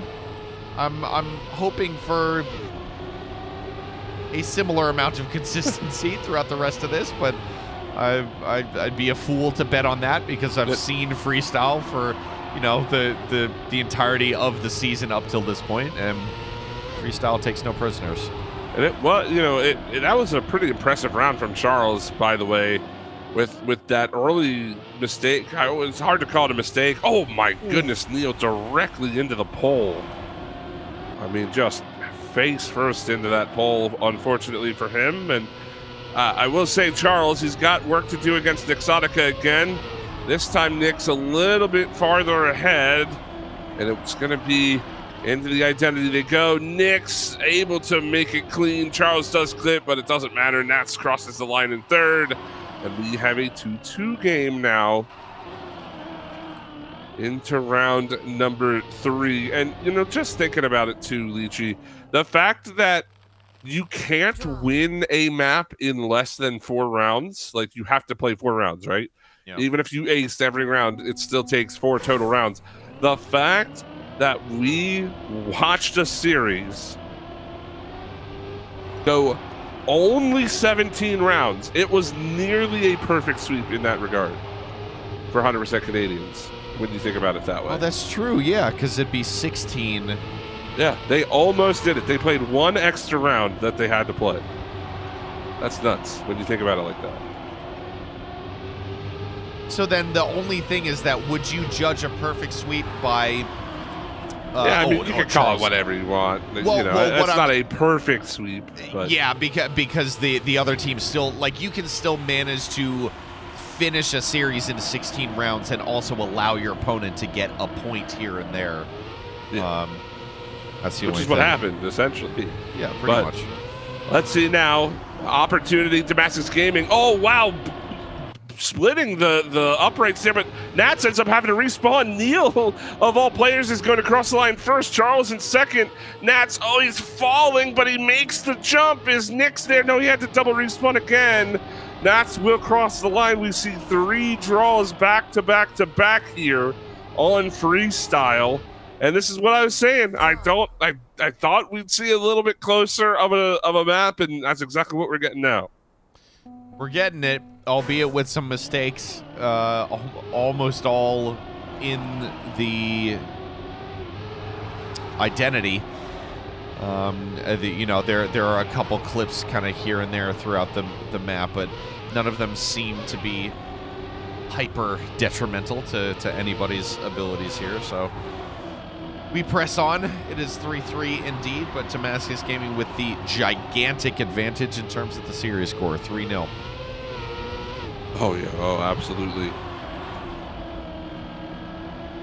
Air White, more than an uphill battle. It is a mountain. It is the mountainest of mountains to climb right now. Mountainist. The mountainest of mountains. We'll go with that. It's the Damascus Mountain. That probably exists, which is crazy. Yeah. Here's Neil and Nixotica. 1-2. Oh, Neil clipping. Nix will cross the line first. Neil just gets there. It's ace. It's an ace we've been missing from DG. They get one here. Charles, please. He is able to cross the line eventually. But that is going to be a big killer for Air White. It's 6-3 now. And Damascus Gaming, potentially 2 rounds away from ending this series. Everybody taking this outside dirt line once again. Nobody clipping, which is nice. They have the confidence in order to execute that relatively consistently.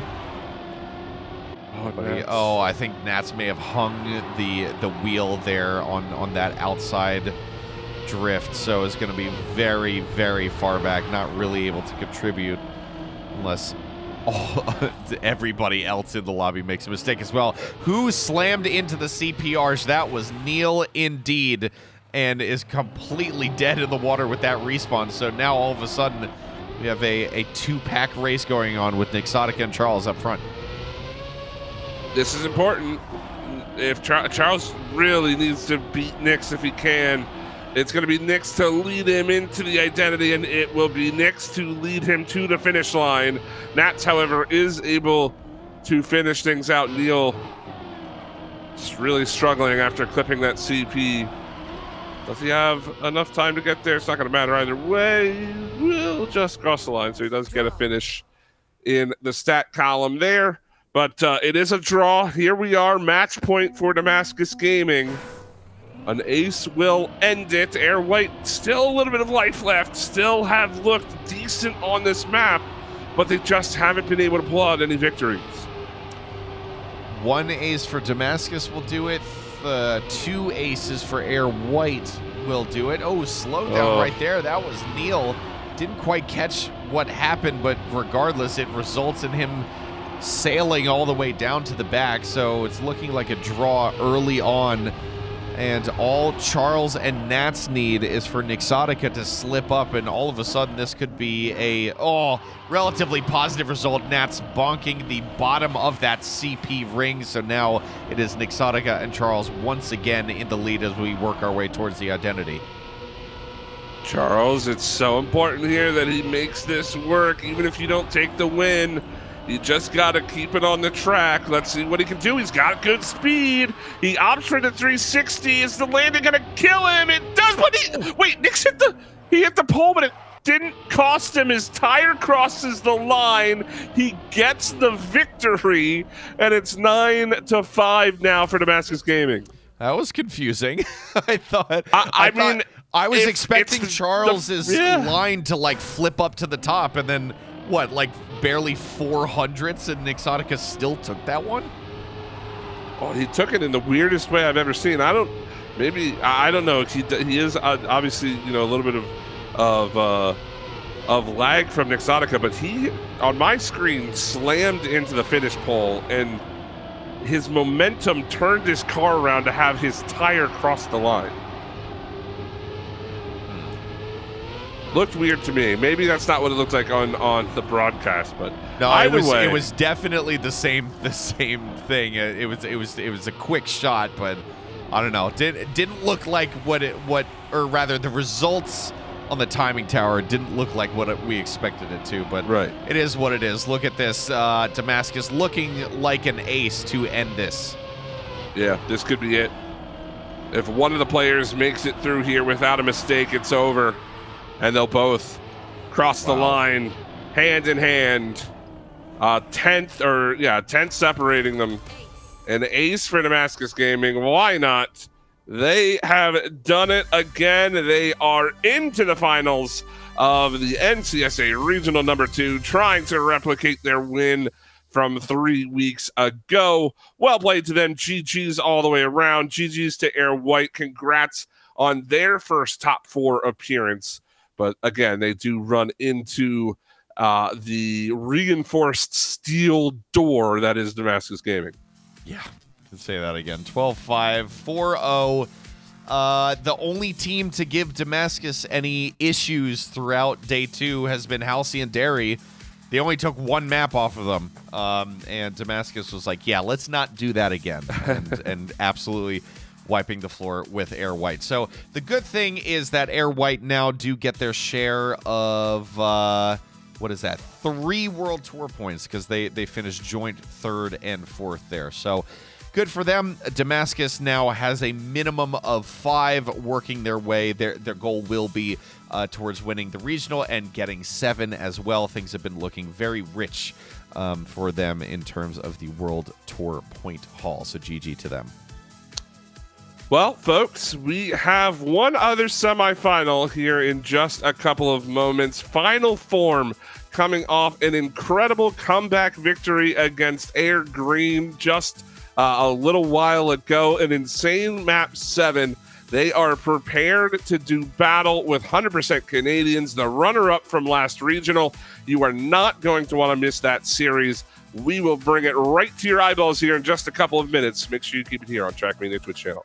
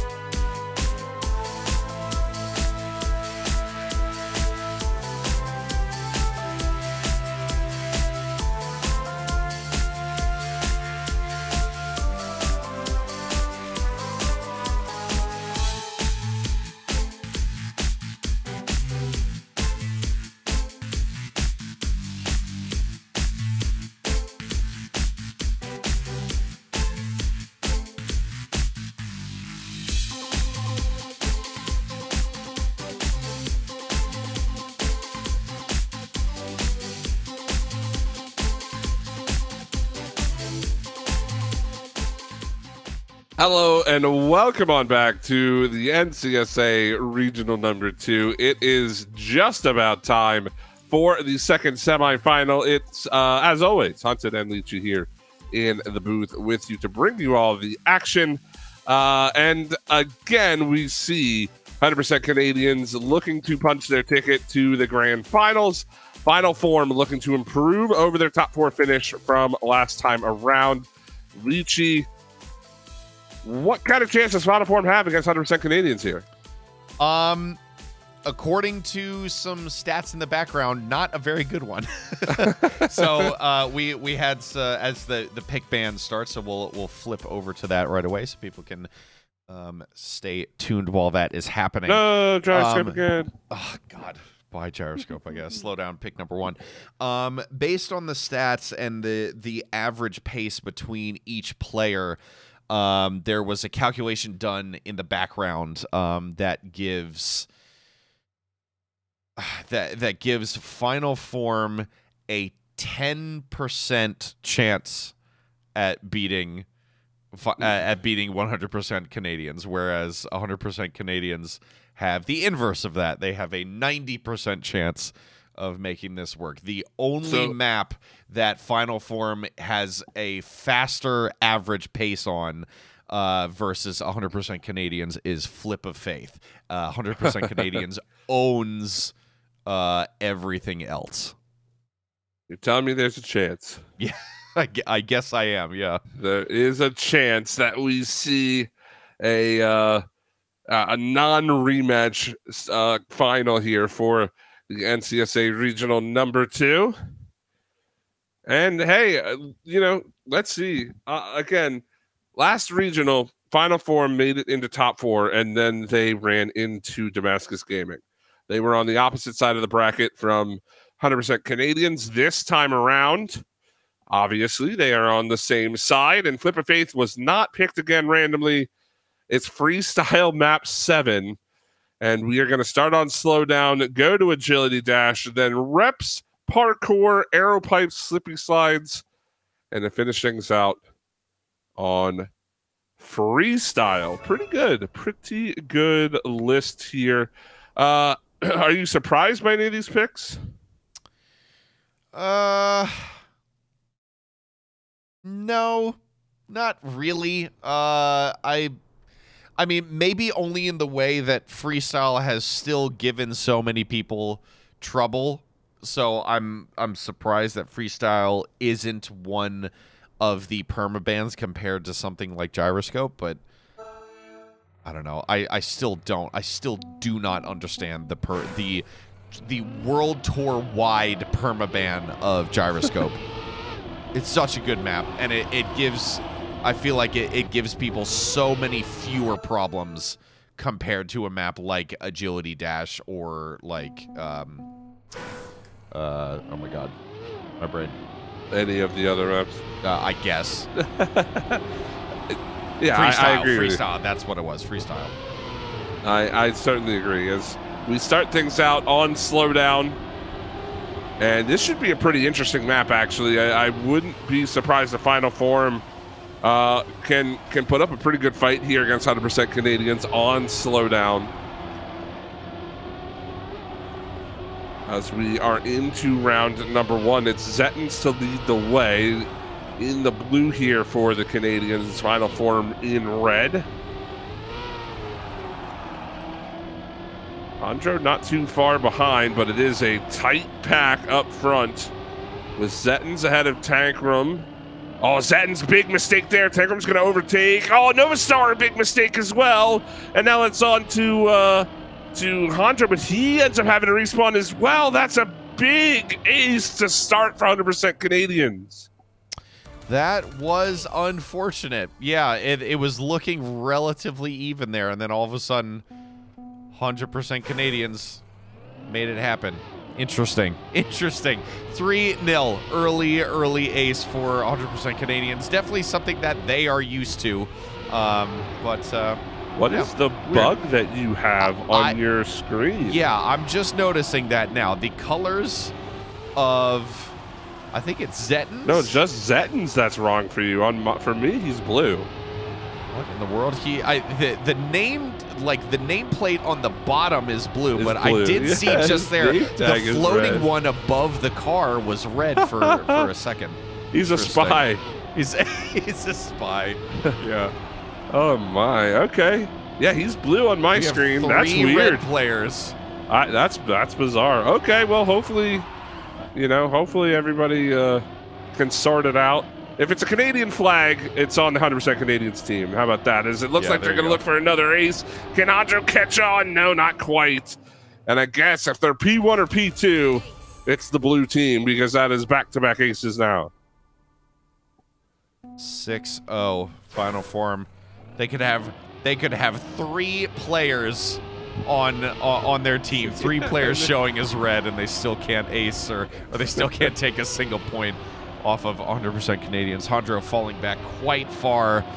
So now it'll be a 3-player pack of Zettins, Tankrum, and Novastar in P1, 2, and 3, respectively, through this dirt section. Get onto the bobsleigh, land nice and low, get whatever percentage, the steering percentage du jour that helps you go the fastest through bobsleigh, and then on to the identity, lickety split. Yeah, that's definitely something we should talk about on the broadcast. Yeah. All right, here we go. Oh no, Novastar again, a big mistake, and it's Zettins and Tankrum 1-2 again, crossing the line for another ace. 9-0 and a potential 4-rounder to open things out. It's almost a guarantee at this point that we're going to see only 4 rounds of slowdown, which is honestly kind of shocking to me. Slowdown is one of those tracks that, it's sort of an equalizer of skill a bit, and it just hasn't been that. I mean, Final Form have not been in the running at the end of this track, not one time. It's kind of insane. I don't really know what to, analyze about it. It's just that 100% Canadians have this pretty much in the bag. Now, this might be one of those maps that at the same time, or rather like Damascus, have their claim to fame, quote unquote, on reps. Maybe Slowdown is that exact map for 100% Canadians. Whoa, somebody went flying. And it's Nova Star. That's 3 rounds in a row, or rather 4 rounds now, I think, that he's made a mistake there in that identity, just going too fast. And they do get a point. Final Form does avoid the perfect sweep of map number 1, but they will fall 200% Canadians in 4 straight rounds as we head to map 2. That is hopefully we'll have 2 players on each team this time around. That would be very nice. Yeah, we're gonna do a sneaky leave and rejoin real quick, and we're hiding it behind our beautiful faces, so you don't have to see all this nonsense going on in the background. Hunted, help me out. Talk about something intelligent. Well, we can talk about reps and how, or not reps. We can talk about agility dash and how that is the next map that we're going to be on as you rejoin the server. Hopefully we can get you back. Oh, it looks like you're joining or have joined. Hopefully that fixed the error. That was very weird. I have not seen that specific We're good. Zettens is blue. Woohoo! Success. Well, I think for Final Form, they would have liked to have had him in red for this. Yes. This map, maybe for this whole series. Is Tankrum and Zettens 1 and 2. And again, agility dash. Such a unique map in the World Tour map pool. I really do love the variety this map brings. It is very much a full speed map, but there's a lot of nice tech that you're going to see, specifically this sort of like uphill kind of, it's almost like an uphill, like a roller coaster. You got the uphill into this tight turn, then a downhill uphill section that is very technical, and you can lose a lot of time if you're not careful. Tankrum and Zettens both look perfect through that section. They're going to continue to build their lead, though. Tankrum, a little bit of a mistake there on the back and forth, and now it is the identity. This has caused a lot of issues for a lot of players. We'll see how they handle it. Yandro has a lot of speed, and he did make up a lot of ground, but couldn't get there in time. It's an ace for 100% Canadians.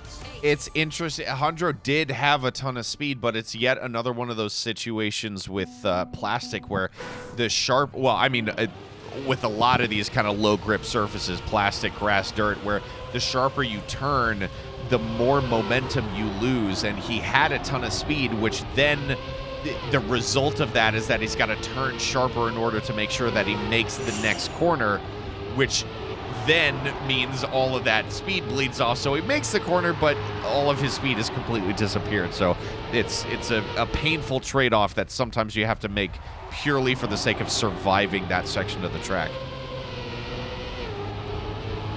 So let's just put this into perspective real quick. I really don't want to be the caster curse guy, but we watch 100% Canadians play 17 rounds, one more than is required in a series in the first game that we watched them play in their quarterfinal. They have 4-rounded Final Form in map 1. They are looking very strong for a second ace. Other Tankrum, hello. Please don't do that as I'm talking about you. He doesn't lose too much time. He still has, about 4.5 seconds to the third placed player, and he should be able to cross the line. It's 2 aces for 100% Canadians. Have we ever seen? Could we possibly see? I mean, it's Damascus Gaming next if they do win this, but how incredible would it be if they are able to repeat that again and literally just speedrun this tournament? Yeah, they're on pace to do it again in this series, which is insane. 6-0. I mean, yeah, it's like the least they're fighting to see the least amount of time they can spend on each map. Now, they're at a disadvantage on agility dash, what with the map being about map 90 being seconds forever. long compared to everything else. But still, you know, maybe a local world record, a map-specific record. I don't know. We'll have to see. Regardless, it is crazy how efficient they are right now through about 1 1/4 series that we have watched of theirs on stream. So they did take down the Yep team in that quarterfinal. Zetton's not very wide, but he is able to keep it together. About a half second back is Hondro from the Canadian duo. And again, they look so clean, so smooth through these sections. Oh, Hondro, a little bit of a mistake there. That's going to open the gap even wider. Zettons and Tankrum looking for a third ace on this map. And they will do it. 3 aces to open up agility dash on Final Form's map pick. This is looking dire here for Final Form. Yeah, to be quite honest, I'm not quite sure what else to say about it. 100% Canadians look like they are firing on all cylinders, and Final Form just don't. And I think this leads to the that stat thing that we were talking about earlier about how 100% Canadians based on average pace per map. Oh, Nova, that's not going to help your case, man. Clipping early on the right side. That those statistics giving 100% Canadians speaking of percentages, a 90% chance at putting this past Final Form. And I think we're seeing that percentage manifest itself right now in the performances between the two teams. Yeah, this is clinical right now from the blue team. Only one of them need to finish in the top 2, and we will head to map number 3 as quick as you like. Potential for the perfect sweep on map 2. I hesitate to say it, being as superstitious as I am, but honestly, if there's a team that can fight through the curse, seems to be 100% Canadians. We'll see how they fare in this.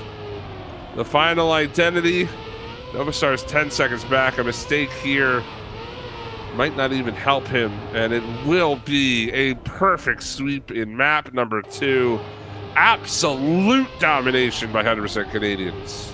That is insane.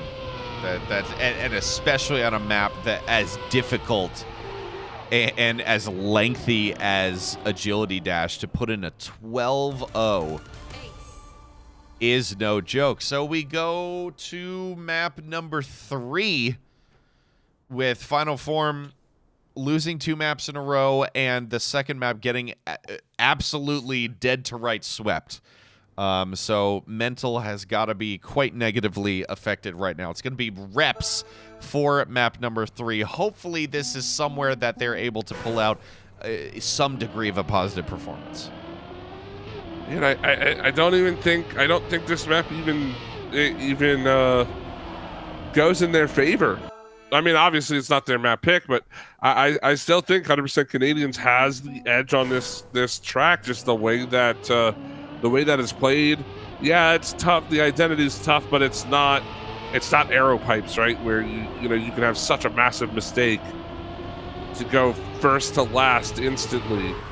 And then after this one, it's parkour. It's, like we're playing all very similar style of maps to start this series. And maybe, I hesitate to say this seriously, but, maybe Final Form just got outpicked on their maps. Yeah, I mean, I guess that's a possibility. Or maybe they got out-practiced and out-grinded, out-ground. They're getting out-gamered. Okay, that's disgusting, but I guess, yeah, that's also a possibility. I would never choose to phrase it that way, but sure, you do you. Hey, man. Do we see another ace? It's going to come down to the identity. Tankrum and Zettens, not even a couple hundred separating them. They will eventually split apart through the finish, but it's an ace for 100% Canadians. That is what, 5 aces in a row now? For oh my God, yeah, it is 100% Canadians. I can't even remember if I can't even remember if it was the first if the first map ended with an ace or not. But regardless, it's at least 5 aces now for 100% Canadians. I'm getting word from chat that they're throwing so that they can catch the beginning of the Super Bowl. And dude, it's not a bad Canadians plan. Don't care about it, so that's why they're winning. Well, I was gonna say Neil is from New Jersey, is he not? He's yes. a fellow New Jerseyan. I mean, the Eagles are playing in the Super Bowl. Could we see Neil throw to go watch the Super Bowl? I guess. I mean, is it I don't know if tradition? he's an Eagles fan. I don't know if he's an Eagles fan. I was gonna say, is it tradition for New Jersey residents to be Eagles fans when? I mean, isn't it traditionally the Jets? I don't know. I have family, a lot of family from New Jersey, and they're all Eagles fans. So interesting. All right. Well, American sports aside, this is, well, actually, you know what? No, that's not even quite out of line because this is NCSA. So yeah, what do we have? Come on. Oh, the Jets get. Oh speed! My God, Tankrum!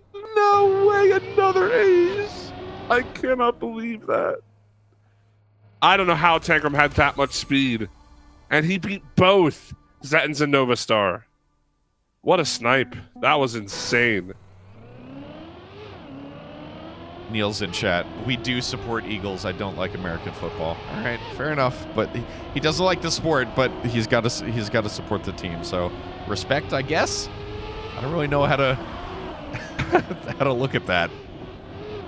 He said what he said. He does support the Eagles, but he doesn't follow football. Fair enough, man.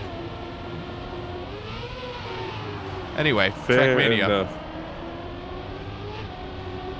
Yeah, I mean, just what is there to say? What is there to say in this series? I mean, it's been 100% Canadians domination. 6 aces in a row, and the last ace was pretty freaking close. Not to downplay that at all, but Zettens and Tankrum have been dominant, and they are looking for back-to-back Grand Finals appearances.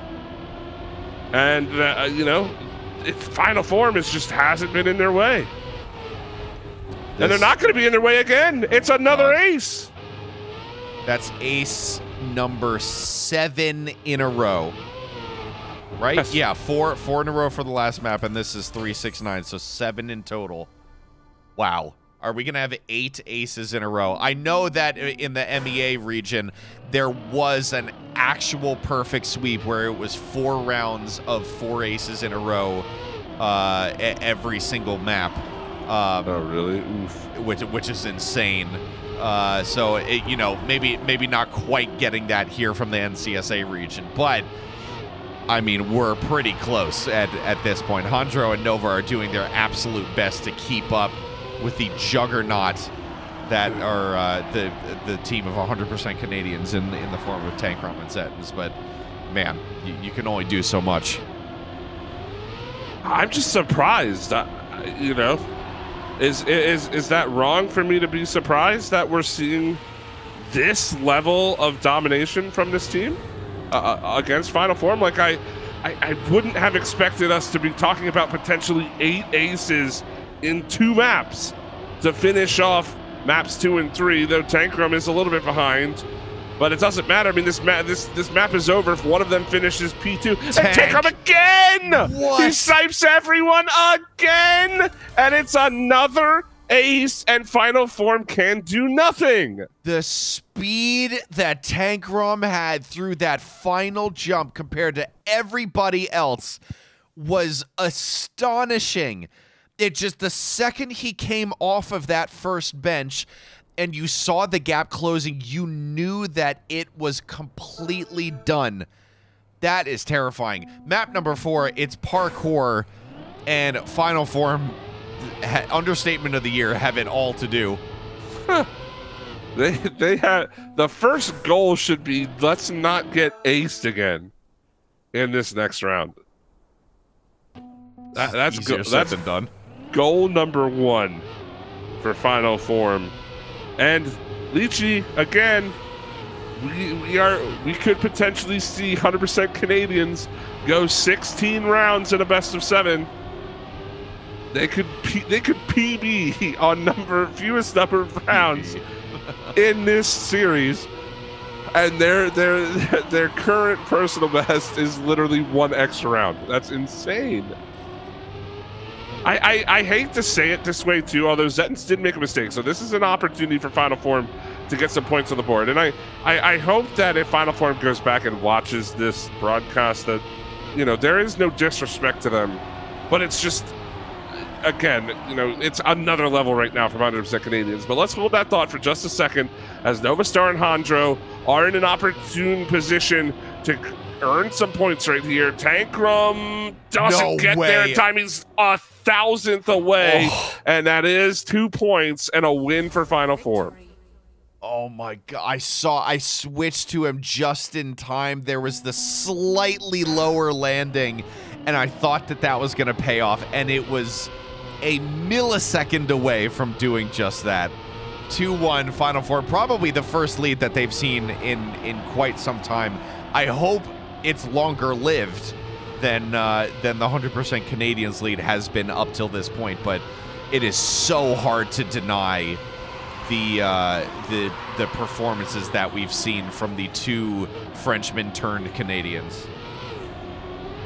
It sounds weird in my brain, considering French Canadians are very much a thing. Yeah. Are they not now technically French Canadians? I mean, I guess I don't know if they're technically Canadian citizens.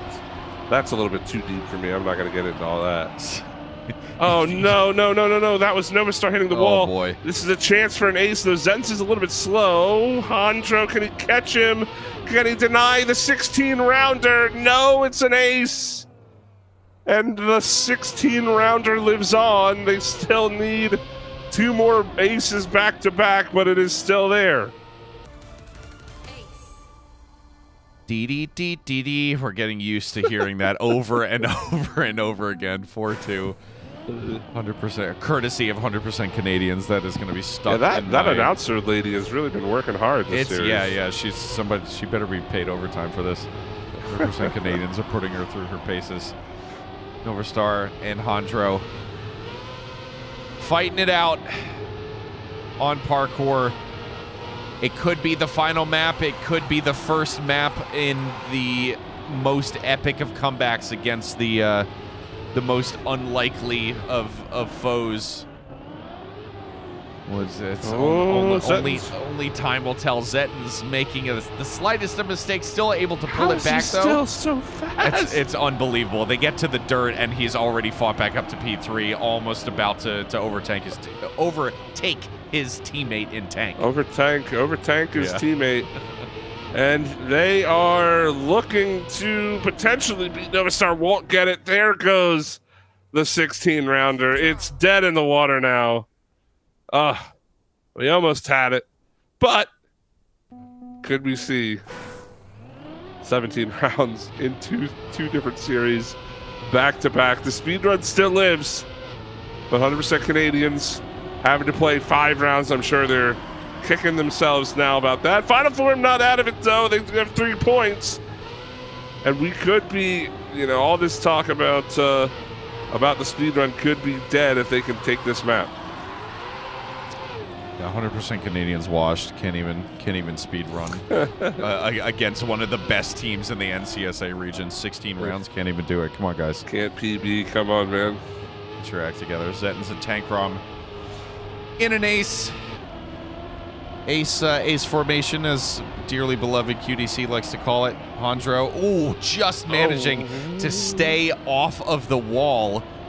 And in a tentative P3, as long as Tankrum and Zettens don't mess up, which of course they do not. It is now an 8-3 scoreline. Nova bringing up the rear in P4, and 100% Canadians just need a round victory to put this one to bed. Man, this is crazy to me. I'm really enjoying the skill level on display here from 100% Canadians. Coming into this weekend, I think a lot of us expected to see a rematch final, just because both teams have been that good. But let's not forget here, Leachy, that Damascus Gaming, it took them 7 games in the final to beat 100% Canadians.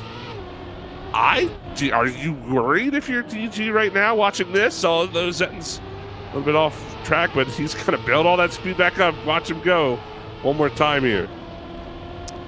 No, I'm not. And to be quite honest, Hondro tapping the outside wall there.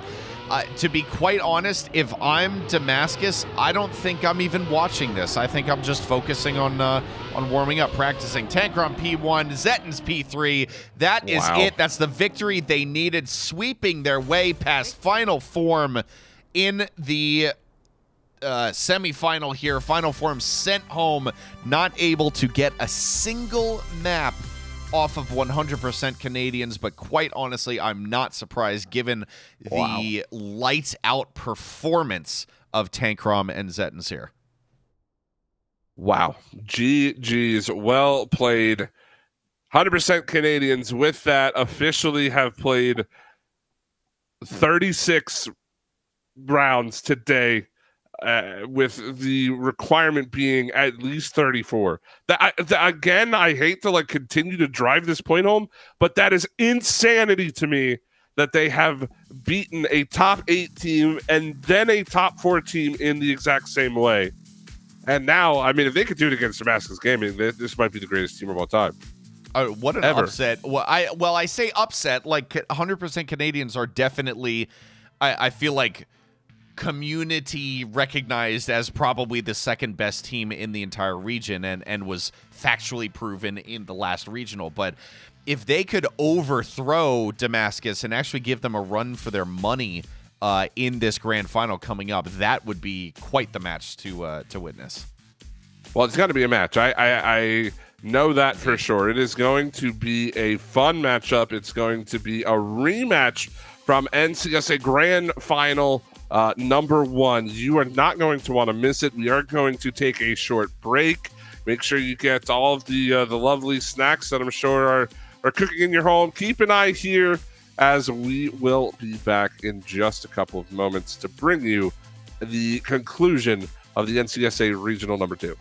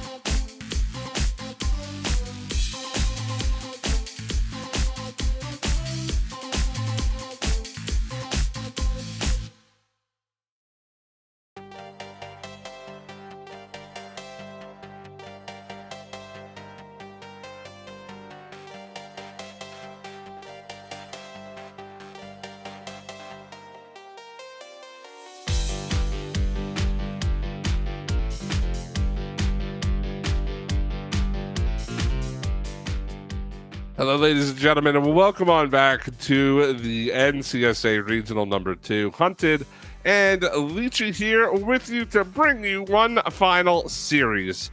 It is a rematch of the grand final from just a couple of weeks ago. Damascus Gaming up against 100% Canadians.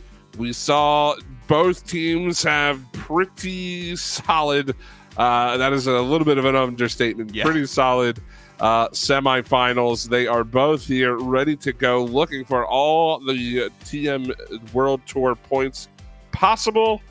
And again, Leachy, Damascus Gaming looking to defend their title as the best in the region. What do you think their chances are here? Do you think they repeat? I don't know. I don't know. Fair. They have looked really good, and 100% Canadians have looked really good. So I really don't know. Like I'm looking through the brackets to like find the tiniest little differences between numbers. Damascus Gaming allowed, quote unquote, permitted Air White to take 10 points off of them in total throughout the entire semifinal. 100% Canadians halved that for Final Form. Final Form was only able to get 5 total points off of them. So by that metric, it's 100% Canadians, but like, you know, their opponents are 2 different teams of 2 different players, so it's not exactly like properly comparable. Like, I don't know, man. I hope it goes to map 7. That's kind of all I can say. I think I don't think there are 2 more deserving teams to be where they are right now. And may the best team win. I think that's kind of all I've got. You have a lot of nerve invoking the name of Game 7 after the slander that you put on its name. Shut up. I don't hate Game 7. What do you? I don't hate map 7. Leachy is a Game 7 hater for everybody watching this stream right now. I want to see that posted on Reddit. I want to see it everywhere. It's Game 7 hater. It's that I didn't want it that early in the map, because look, we didn't get a Game 7. We didn't get a Game 5 in either of the semifinals. So I'm still sticking to my theory. Thank you very much. It's all right, man. Game 7 here. It's all right. You're just forever going to be known as the guy who hates Game 7s. That's fine with me. If that's what you want to be, I'm all for it. I'm just the guy that has to cast with you. But let's talk maps. As here we go. The pick ban phase is incoming and immediately banned out by 100% Canadians. Flip of Faith off the board. Let's see what the counter ban will be for Team Blue. I had a feeling it was going to be Gyroscope, and there it goes. So now DG, do we see reps number 1? I think 100% Canadians, though, pretty good reps. What, you know, give me your breakdown of what we're going to see here. It's got to be reps. It has to be. It doesn't matter how good 100% Canadians are. They are DG are so good at reps. There's no, although, wow, what? Arrow pipes to begin the evening? Hello? All right. Okay. I sit corrected. All right, so what's the counter pick? Freestyle? Zettins was very good on freestyle. Yeah. In the last regional. I don't know if we watched him here. Agility Dash makes sense. I think they got 100% Canadians. We saw them in that last series. They had 4 aces to win their map on Agility Dash. Slow down pick 3. Again, smart pick. There's freestyle for Zettins. It's like we're calling it, but there's reps. Okay, reps finally comes out from DG. Now what's map 6? Please give me slip. I want to see Slippy Slides. We've only seen it once today. There's no way parkour doesn't get picked, right? I mean, the 3 remaining parkour, Slippy Slides, and back and forth. God. I don't know. I don't know. Who was it yesterday that was panicking when picking maps? Oh, what was that's oh my who God, was that? It was I can't remember. I can't remember either. It was one of the air teams, I think. Yeah. I think it was Mannix, actually. I think it was Mannix. Yeah, who, it was. panic picked the map. Yeah.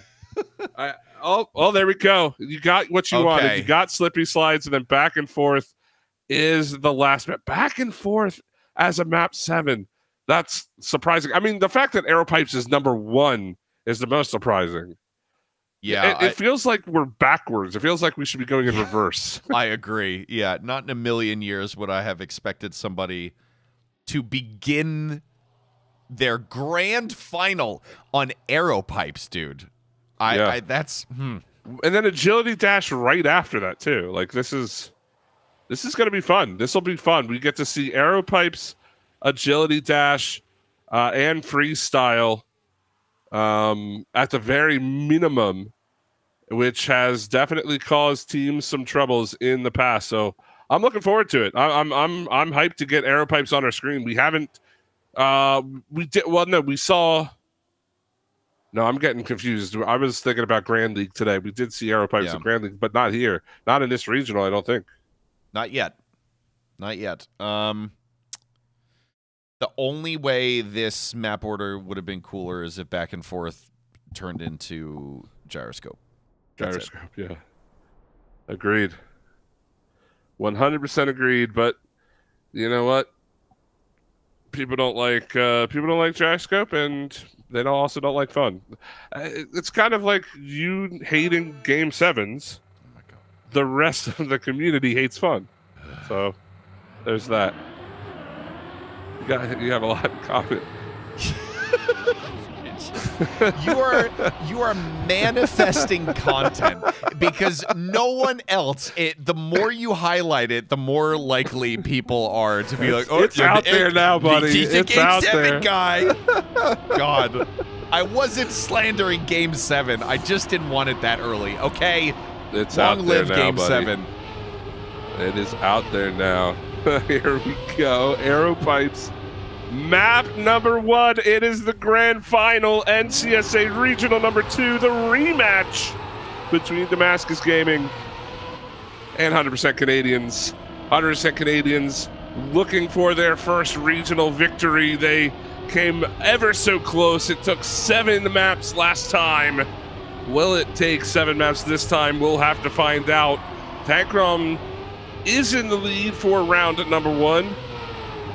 Neil and Exotica, they are sitting 3 and 4 at the moment, but they are keeping quite good pace with the Canadian duo.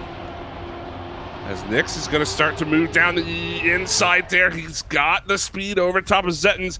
Tankrum now in the engine off section. Here comes the identity. First time through it. Who's going to make it by? Oh, everybody's off the rails. It's Zettens across the line. Then Neil, then Nixotica. Tankrum will have to settle for 4th, and we've got a draw to start things out. An appropriately chaotic round to begin the map that is Arrow Pipes. Love it or hate it, it definitely produces some chaotic activity. So there you go. That's what we're in store for, I think, for the rest of this map. Long live Arrow Pipes. Long live chaos. 1-1 between these two teams. I will say I got a little bit of PTSD seeing Zetten's name in red, and I was like, oh no, it happened again. But then I a brief glance to the top, and I was like, okay, he's supposed to be red. We're all good. 100% Canadians in that red, being the second seeded team. Obviously, Damascus Gaming, seed number 1. For quite good reason. Tankrum with a huge lead, over half a second to everyone. Zettens with a mistake. He's going to be trying to play catch up to the Damascus Gaming boys, but Tankrum for the second round in a row will head to the identity with the lead. He has struggled with the second pipe jump. This time he clips. He's going to have to respawn. This is a huge opportunity for DG, and it's Neil, Nix, then Zettens, and it's Damascus Gaming with an ace in round 2. Bingo. 4-1. That was a finish that they needed. A nice early lead to establish dominance and strike fear into the hearts of their enemies. And that is one way to do it, albeit, you know, not necessarily because they were any better than their opponents. It did come about due to a mistake on the 100% Canadian side, but still, you need to be there in order to take advantage, and that's exactly the situation that they found themselves in. So 4-1 for Damascus. Early lead, still plenty of rounds, I'm sure, to play on arrow pipes, but 3-point lead is... yeah, it's not nothing. Well, we're halfway through the track, and for the third round in a row, it's Tankrum to lead the way, and his teammate in Zettens fighting off Nixotica for P2. And if you're Tankrum, you know, if the map ends right at the identity, you're looking pretty good. Yeah, if only. But the fact that you have to make it through the identity has really killed a lot of momentum for 100% Canadians. Here we go for the third time. Tankrum looking much better this time around. He will capture P1. Nyx going to snipe Zettens there for P2. And 100% Canadians get a point back. God, Nyx just had that, though. Zettens landed significantly earlier compared to Nixotica. And you could see if that finish... Arch was maybe 1 or 2 blocks further away, that would have been a Zettens overtake right at the end. So very, very close. Still a lead for Damascus Gaming. It's 5-3, though, so 100% Canadians were able to claw a little bit of that back. So they are still very much competing here. And Tankrum not the greatest plastic wall ride there. Ends up dropping speed and will drop a couple positions. Is going to continue to battle. Zettens sitting in P4, less than 200ths away from the top spot.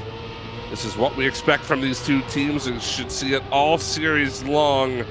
A pack moving through a majority of the maps. Tankrum, oh, he's a bit too far outside, gonna touch the outside wall. Here's a potential ace again for Damascus Gaming, but they have to contend with the identity. Neil and Nixotica will go 1 and 2 to the first jump.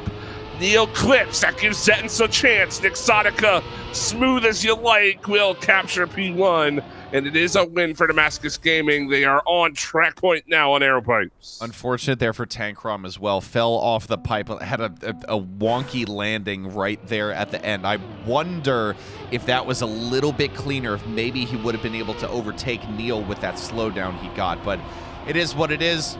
Not quite the ace insurance for Damascus Gaming, because it is exactly 3 points ahead of 100% Canadians, but they are, as you said, on track point. They need to be perfect in order to make that happen, and with the skill of 100% Canadians, I don't see that happening anytime soon. But arrow pipes giveth in terms of excitement, and arrow pipes taketh away in terms of any hope for a positive result the second the players find themselves through the identity. So I think you could say that for just this region in general. yeah, You've seen some crazy finishes both days, both today and yesterday. As Tankrum now has a lot of work to do to catch Neil, and he's a little bit slow. Nixotica has a chance to overtake as well. He has a much better landing. This could be the ace to finish it, and it is. Nyx beating out Tankrum, and it looked so good early for 100% Canadians. They couldn't finish out the rounds, and it's an ace to end it for Damascus Gaming. They will take map number 1.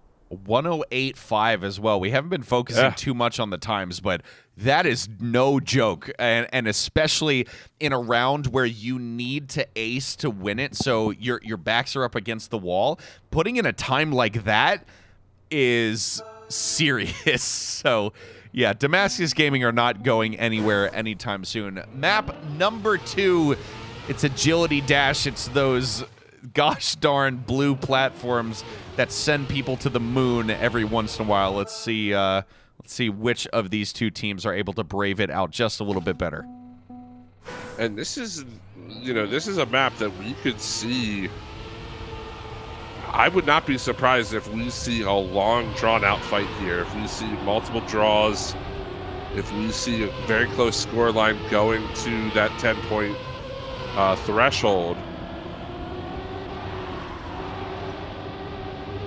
And again, this is the 100% Canadians pick. Zetton's just too far inside there. Going to tap the inside wall. Going to need some help from Tankrum. But again, with how long this map is, he does have some track to work with to try to make up a little bit of time. We head towards the full speed left-hander here. Through the loop into the hard part of the track.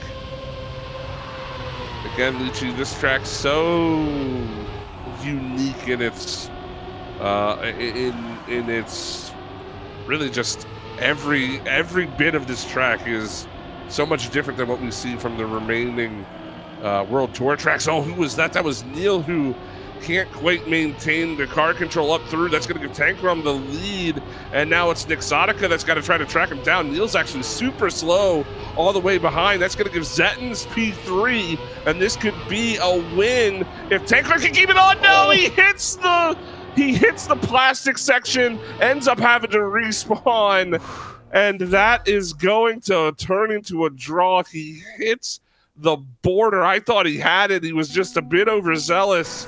That's probably the last possible moment you could make that mistake there. Yeah, his trip to the moon was definitely a favorable one because he did have a totally usable line going through that last CP before the finish. So it just a quick respawn and put him right back on track where he needed to be, and then just a slight increase in the amount of care applied to the aim through that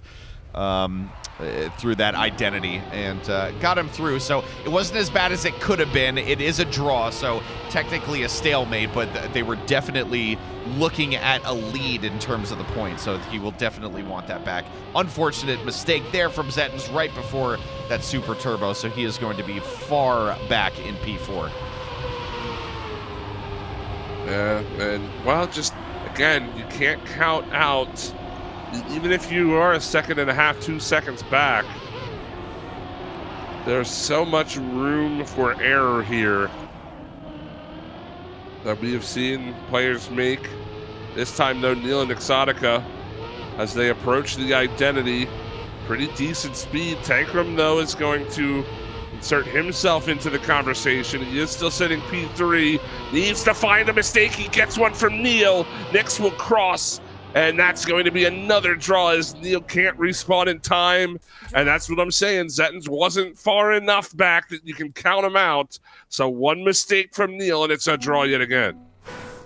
2-2. I wonder if this is a sign of things to come for this map. Did I map. not call this that we were going to see a bunch of draws on this map? I just had that feeling. You did. It's only round 3, but it does have the feeling that this might be the way it continues for quite some time.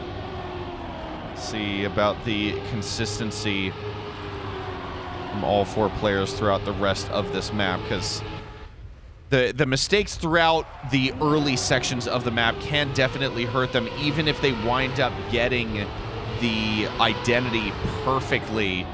It's still, you need every advantage you can possibly get, and even if that's just being ahead a couple tenths as you get to the identity, sometimes that's all you need. This is a much tighter pack than what we saw in the last 2 rounds at this point in the track. Drift there from just about everyone. Tankrum looking for a little bit of an inside line there. You can see Neil with a bit more speed because of it, but ends up fighting back. Zetton's is making a push towards the top of the table as well. Nick Sotica now overtaking everybody. He'll have P1 into the start of the identity. Here they go. Tankrum and Nick's both clipping. Zetton's from P4 will take the win. And now it's a race to the finish. Can Nick beat out Tankrum to save the win? He will not be able to do it. They cannot force the draw. And 100% Canadians take the lead. First lead in this map. I wonder how long this is going to last, or does it just immediately flick to a victory for Damascus, and then we're back to a draw, maybe an ace for Damascus, maybe an ace for 100% Canadians to take them to 7-3. Who knows? Pretty much with how wild the Agility Dash identity has been, I feel like you really can't rule anything out. It genuinely could go either way, especially considering the quality of all 4 players. I'm interested to see now that Nick Exotica is trailing. Oh, Zetton's actually, did he clip on the checkpoint? It was hard to tell. It was a mixture of a clip and an awkward no drift, which completely destroyed his line in there. Killed his speed overall. That's unfortunate. Well, for his, or to his credit, he is able to keep up with Nick Exotica, and he is looking to overtake back into P3. So now it's a race between Neil and Tankrum, but the 2 remaining players really not too far back. Not even a second separates the lobby up to this point.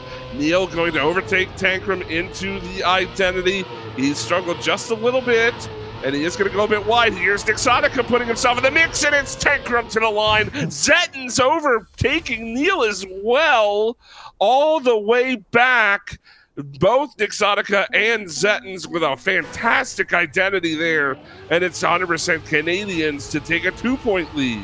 That was an excellent round as well. Everybody just about within a quarter of a second of each other, maybe just a little bit longer than that, but clip, very early clip for Tankrum, so he is going to be fighting all the way from the back. Needs to rely on a good performance from Zetton's and a mistake from the Damascus Gaming duo, and that is never something that is a safe thing to bet on. So they throw themselves into the plastic as Zetton's tries to claw back as much ground as he possibly can. So the thing is, right, if you're 100% Canadians, you've built this 2-point lead, and yes, if Zetton's for some reason cannot stop the ace, it'll hurt, but you're not dead in the water like you would be if you were drawing the last couple of rounds, right? So there's still opportunity here, and Tankrum, to his credit, is doing a good job of pulling the field back into arm's reach. He's only, he does lose about a tenth there in that turn. And Zetton's, oh no, that's not a great line. Tankrum now is going to overtake him. They need a mistake from the Damascus Gaming players. Tankrum, he can't keep it on the track. Oh, Nix, he doesn't get the checkpoint. And now Zetton's will cross P2. Here comes Tankrum, he just doesn't have the speed. And Nix will play it over the line. It's a point, or 2 points for Damascus Gaming, but 100% Canadians now in a position to take this map with an ace. So right there, I mean, that round touched exactly on the point that you were making earlier, is that they 100% Canadians could afford to lose that round. They do still have that lead. It's 7-6 now. It is track point. As you said, they need an ace to do it, but importantly, they're not in a situation where if they concede an ace to Damascus that they're done and dusted. They're still in it. It's definitely tighter than they would like, but it's they still have a shot. And given the fact that they're in the lead now over a team as strong as Damascus, it's a shot that they are going to want to take sooner rather than later.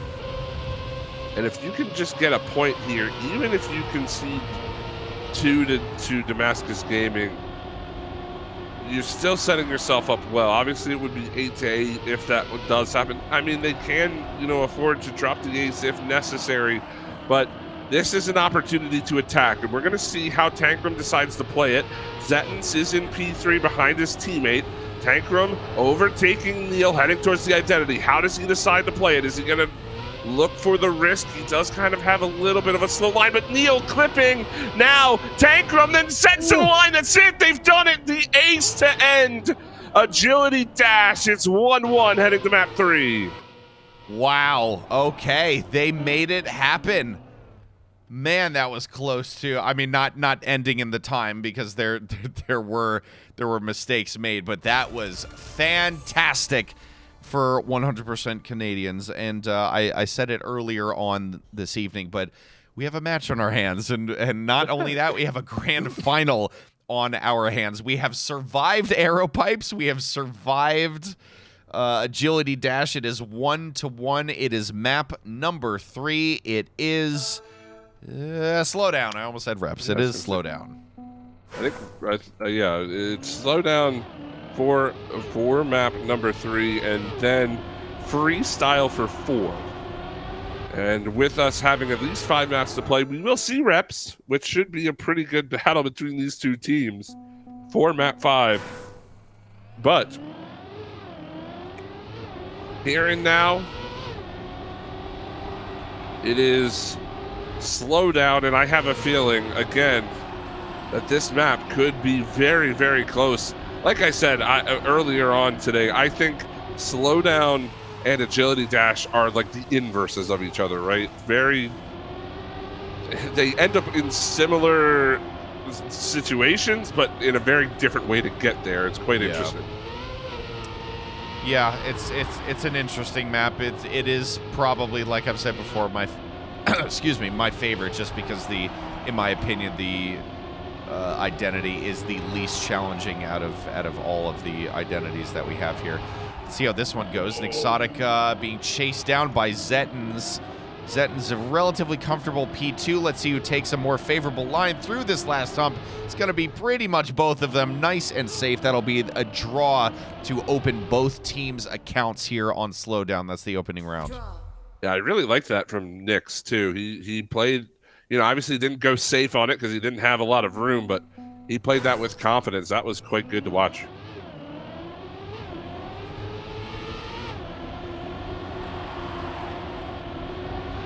Well, it's 1-1. Opening out, Slowdown.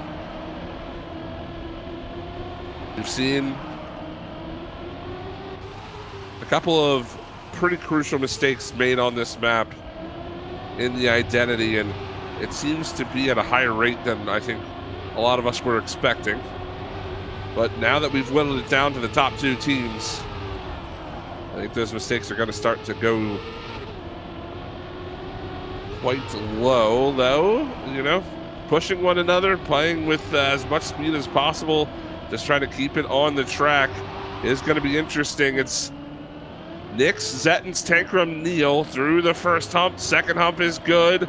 Third as well, and that should be the order. Nix, Zettens, Tankrum, Neil, 2-2, map number 3. Pretty even.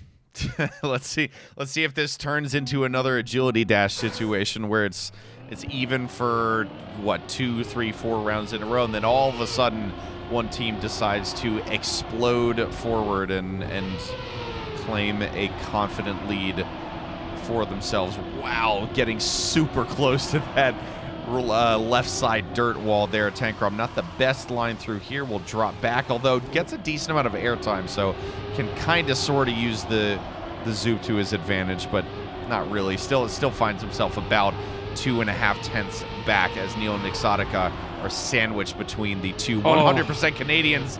What just happened there? Zettens very, very far back now. Neil in the lead ahead of Tankrum. I was going to say, Zettens had an interesting line going into that hairpin, but he ends up clipping the sign, and now it's on to Tankrum to try to snipe Neil if he can make it work. He's got a bit better of a line here. It's going to be really close. Neil needs to keep it on the track. Oh, he doesn't make it. It's Tankrum by 2 thousandths to overtake Neil and force another draw. We have seen some quite close finishes. We saw a single thousandth of a second on parkour earlier today, and then that was 2 milliseconds. I wonder if we can get all 10 of the millisecond varieties by the time this world tour is done. After we saw plus 9.999 yesterday, yeah, I think anything is possible. So get out your Trackmania competitor gap bingo cards. Bingo cards, yeah. Scoregami, but with time cards. Well, let's see. 3-3, all draws. We're here in round 4. Neil and Nixotica are leading the way through the fragile into the identity. Zetton's a decent line, but he is going to be a bit slow. Neil and Nix, they have a chance to blow this wide open, and they will go 1-2, and it's DG to take a 3-point lead. Just so well done. 56-8, and everybody else within half a second of that time. 100% Canadians need an ace to get back into it, but Damascus Gaming aren't quite on track point yet. They're darn close, but still need at least 1 point to get into that area. Who was that clipping? None other than Nixotica, so he is all the way back. Well, I say all the way. It's only about 3/10 at this point. Oh, Zettons. That was a reset ring for the ages. So Zettons is now even more painfully in the rear of this pack as Tankrum and Neil are going at it right here at the front. And I was going to say this is a great chance for 100% Canadians to get that ace back as they were both challenging Neil, but Zettons, he's got 8+ seconds to make up. Not going to happen on this track. And Tankrum, he's in the air. This could be deadly. It might be back-to-back aces, and it most certainly will. Damascus Gaming take a huge lead here in map 3. Unfortunate. That second ace in a row. Ooh, and it's a little bit of a taste of 100% Canadians' own medicine because they had, what, 8 aces in a row going up Yes. against Final Form. So 2 in a row from Damascus, I'm sure, doesn't feel quite that good. But the good thing is this is only, map 3 out of a best of 7, and it is 1-1 on the score line. So probably the best time. Okay, not the best time, but a decent time to concede 2 aces in a row and leave Damascus pretty much playing for only a draw here to finish this map out. We'll have to see the return fire from 100% Canadians if they want a chance. Again, this is a Damascus Gaming map pick. The teams have traded winning their respective map picks. So it's clear that Damascus Gaming thought they had the advantage here, and with a 9-3 score line potentially closing it out in round 6. Just need to make sure that you are smooth and steady here. If you are in blue, they might even end it with an ace. Wow. They will. What a dominant performance on this map from Damascus Gaming. It was 3 draws into 3 aces, and we will head to map number 4 with Damascus Gaming up 2-1, and now as we go to, I believe map number 4 is freestyle. I think this is where Zettons can really make an impact here, Lychee. Yeah, this will be insane. Zettons and Tankrum have looked really, really good in the past on freestyle. Like I was saying, I can't really remember how Damascus were doing, but Nixotica and Neil, you know, in their own right, not too shabby in general. Let alone very specifically on freestyle. So I still do think it'll be close, but I think if Zettons and Tankrum were going to show up to kind of show their intentions and make themselves heard and understood, it's going to be right here, right now. Yeah, this is an important map for 100% Canadians, most definitely. And I do want to say hello to everybody watching the broadcast right now. Anybody just coming in, just joining us, you've joined us at a perfect time. This is the grand finals of the NCSA Regional number 2, a rematch from the grand finals of the first regional. It was Damascus Gaming who won that in 7 games. It was quite the series. 100% Canadians trying to capture a win of their own here. They find themselves down a map, but here on freestyle, we go to the identity. Neil, so very quick. Tankrum will have to follow him in P2, and Nixotica edging out Zettons to open things up for DG. Well finished. Only a single clip there. That was by Zettons, the player whose praises we were singing about this map, but that's fine. You know, usually it takes people like a round or two to get fully warmed up with this kind of stuff, but the problem is that at this level of competition, a round or two could mean going down 6-0, you know, with 2 aces in a row just because you made some minor mistakes getting into the groove on this track.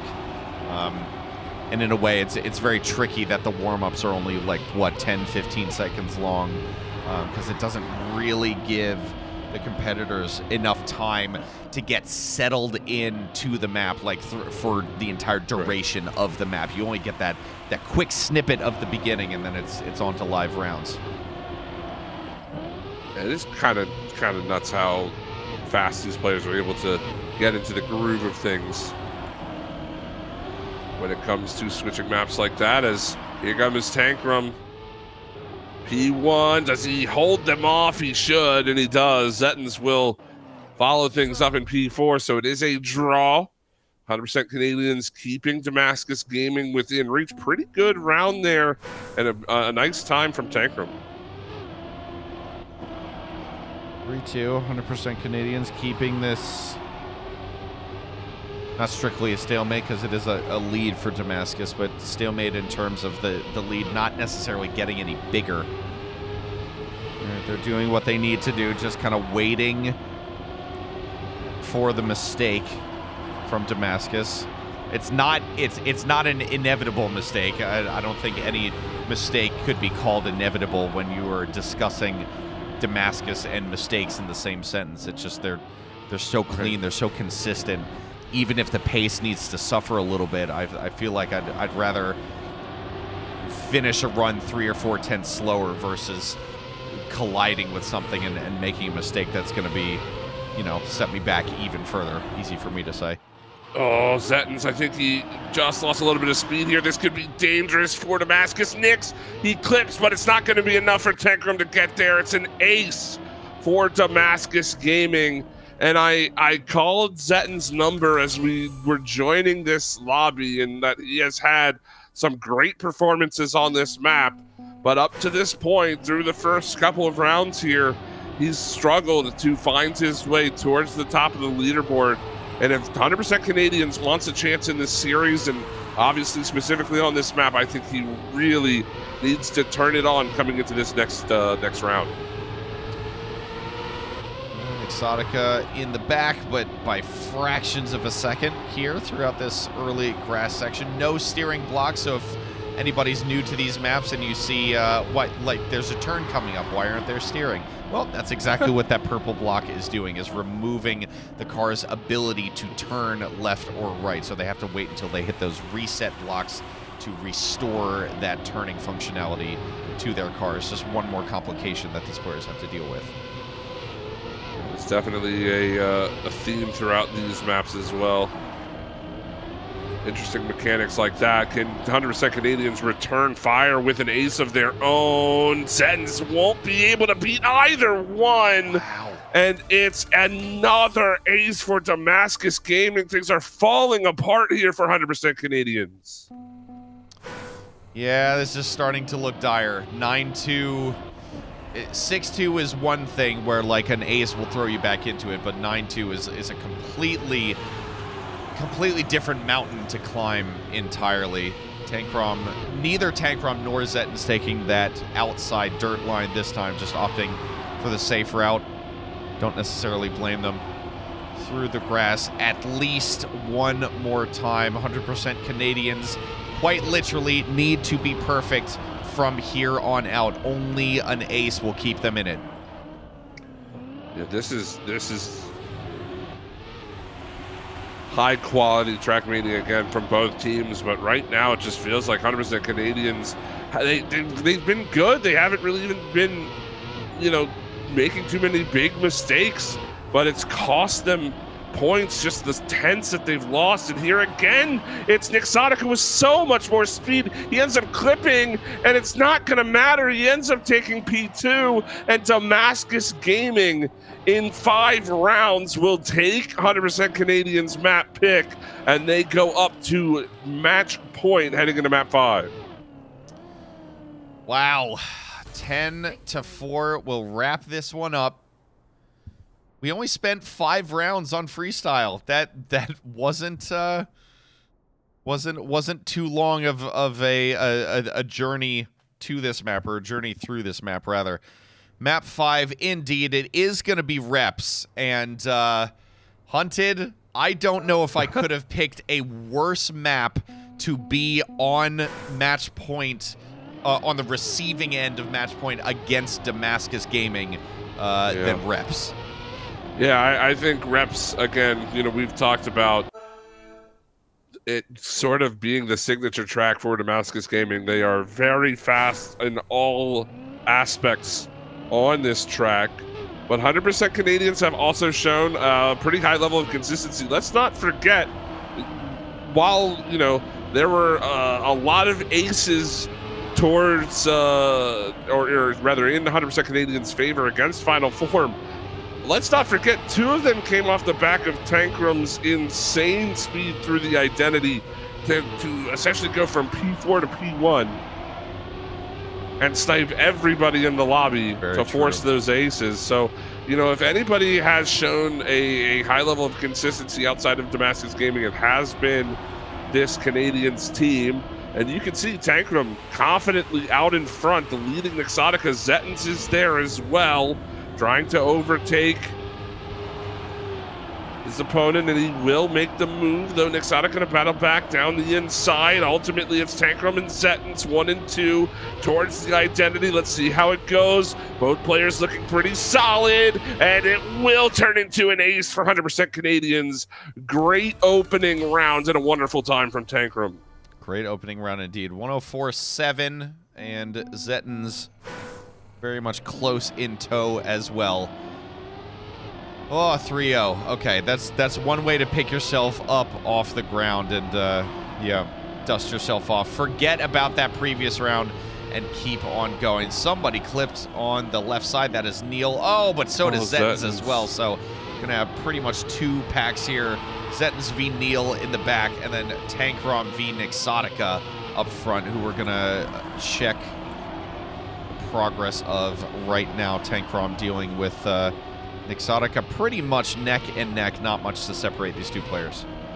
No, this is a great race up front. They've kind of traded they've traded a lead back and forth a few times. Now you can see Tankrum start to gain a little bit on Nexotica, but it's not going to be too much. This grass section can really gain or lose you a ton of time, and it looks like they're going to be just about dead even. Tankrum still with the lead. He's got a good identity, and he's off the edge. It's Nix to cross the line. Neil will follow, and we trade aces to open up reps map number 5. 2 mistakes, 1 apiece for 100% Canadians players. 1 on the early bench and 1 on the second bench a little bit later in the identity. Unfortunate, but not a ton lost. I mean, you lost your lead, but it didn't turn into a deficit. It's now 3-3. It might as well be 0-0. Restart, and it's 1st to 7 at this point.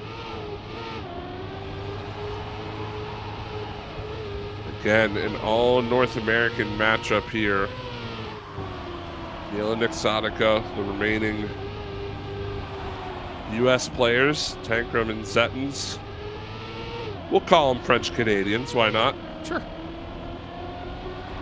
They're certainly repping that red and white Canadian flag to its maximum potential here. Again, such a great match between these teams, a rematch from the final of the last regional. And now it's going to be Neil to lead Tankrum. Tankrum with a little bit more speed. He's been so fast through here. Neil gonna keep up though. Well done, and Zettin sniping Nix. It's a draw to keep us 4-4. God, how much longer are we gonna be even with this one? Barely 400s in it from Tankrum there. 4-4 is the result as we press on with round number 4, keeping that theme going on reps, which is map 4. No, it's not. It's map 5. I wish. Would have worked out beautifully. Well, for you, you're just glad we're not at map 7. Don't. Stop it. I already saw it from at least 1 or 2 people in chat. Well, they know, man. They know you're a Game 7 hater. No. you look at our schedule and say, oh man, we're playing best of sevens. I really hope we never go to game 7. I just want best of That's 6. That's what I want. That's why you like the best of 5 days. Something about 7. Damascus Gaming, though, might not give us a game 7, especially with the lead they've built over Tankrum here. Both Nixotic and Neil just a couple of tenths ahead of Tankrum. And, oh, no, sentence ends up falling off the back. It's going to be an ace for Damascus Gaming, and they have put themselves locked and loaded in the driver's seat. 1 round separates them from being back-to-back NCSA champions. All they need is an ace. All they need. I don't feel comfortable as a 100% Canadians player at this point, because Damascus have shown that they're so close every single time. They don't necessarily need to be in front going into the identity, because there have been enough mistakes from the 100% Canadians players that they just need to rely on one more, just like that from Tankrum. That one's an early one, but it's going to mean that he's fighting on the back foot for the rest of this round. Zettens is behind as well. They need to rely on something happening here. I think Neil may have had a slight clip, but it doesn't matter because they are still in the lead. Damascus Gaming in P1 and P2 for now. It just looks like the mental game here from 100% Canadians starting to slip, and at the worst possible time. They need to hold it together. Somebody needs to pass one of the blue players ahead of them. But Damascus Gaming, the calling card map has been reps all weekend long. They are 1 and 2 to be your champions yet again through the identity. It's Nix, it's Neil, it's Damascus Gaming, back-to-back champions, and they do it in just 5 maps this time. Well done, Damascus Gaming. GG to DG. They absolutely put this match in their back pocket. 100% Canadians were looking so scary coming into this map because of how handily they dealt with Final Form. And Damascus were not shaken in the slightest, putting this one away in 5, 4-1 final series scoreline. That is 2 regionals in a row, as you mentioned. So that would be a total of 14 Trackmania World Tour points, and improving their haul of points quite significantly.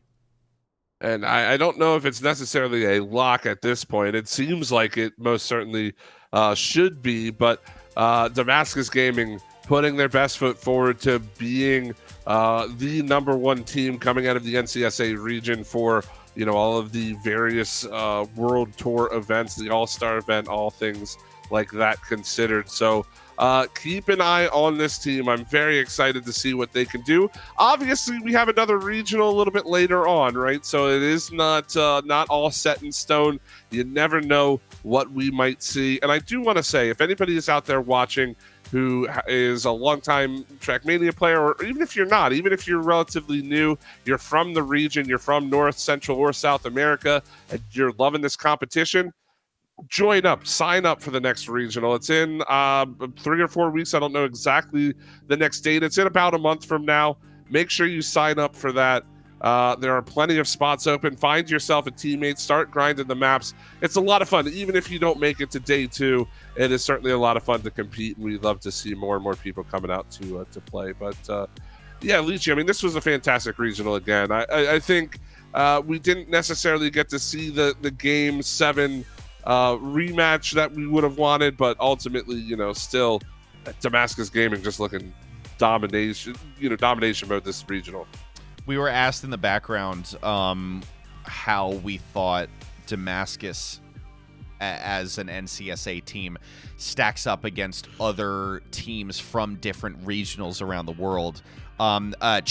People in chat, I would be interested to see what your opinion is. I know that personally, I don't think Damascus has any reason to fear any team in the entire world across all of the regionals. I genuinely believed a team of the quality of Damascus could take on absolutely anybody. And I'm not saying they would have an easy time at it, but they would have as good of a chance as beating any other top regional team in their own region as any other team would. So I have full faith in Damascus personally, and that's not just because of the NCSA bias. I'm very excited that we have teams that are this skilled coming out of my dearly beloved home region, but genuinely, I think okay, yeah, there's a tiny bit of bias, but at the end of the day, I do think that the numbers and the documented performances speak for themselves. Damascus are not going anywhere anytime soon. Yeah, definitely. It is definitely a good sign for the region, and of course, we want to cultivate as much talent as we possibly can here for the next split. Even, you know, we've got plenty more Trackmania that's going to be happening, and of course, there's a whole lot of Trackmania that happens right here on this Twitch channel as well. Make sure you click the follow button if you haven't already. We've got tons of other regions that play the regionals here. We've got the Challenger League that plays every Saturday right here as well. So again, make sure you follow. Make sure that you turn on the notifications, things like that. You can follow us on Twitter. I believe they're on the screen, yeah, right below our names here. If you appreciated the cast, it would be great to see you there. And Leechy, any final thoughts before we say goodbye for the weekend? I'm a really big fan of this format, and I feel like I probably said the same thing verbatim the last time, but it was an absolute blast, the last regional, and this one was even better. So this is just a good sign that this is one of the best and healthiest decisions that was ever made for the growth of this esport and for the well-being of this esport. I love the regionals. I love Challenger League. I love Grand League. Everything about the World Tour. I'm so very excited to have a new favorite esport to look at the bright future that I feel like is not too far away. I think you speak for all of us, certainly, when you say that. So, ladies and gentlemen, again, thank you so very much for watching this weekend. We will be back very shortly with a lot more Trackmania content. Until then, make sure you stay safe. Have a great week. And if you are going out partying tonight or watching the Super Bowl, whatever, please be safe. Make sure you don't drink and drive, all of those great things. Please have a fun and safe night, and we will see you then.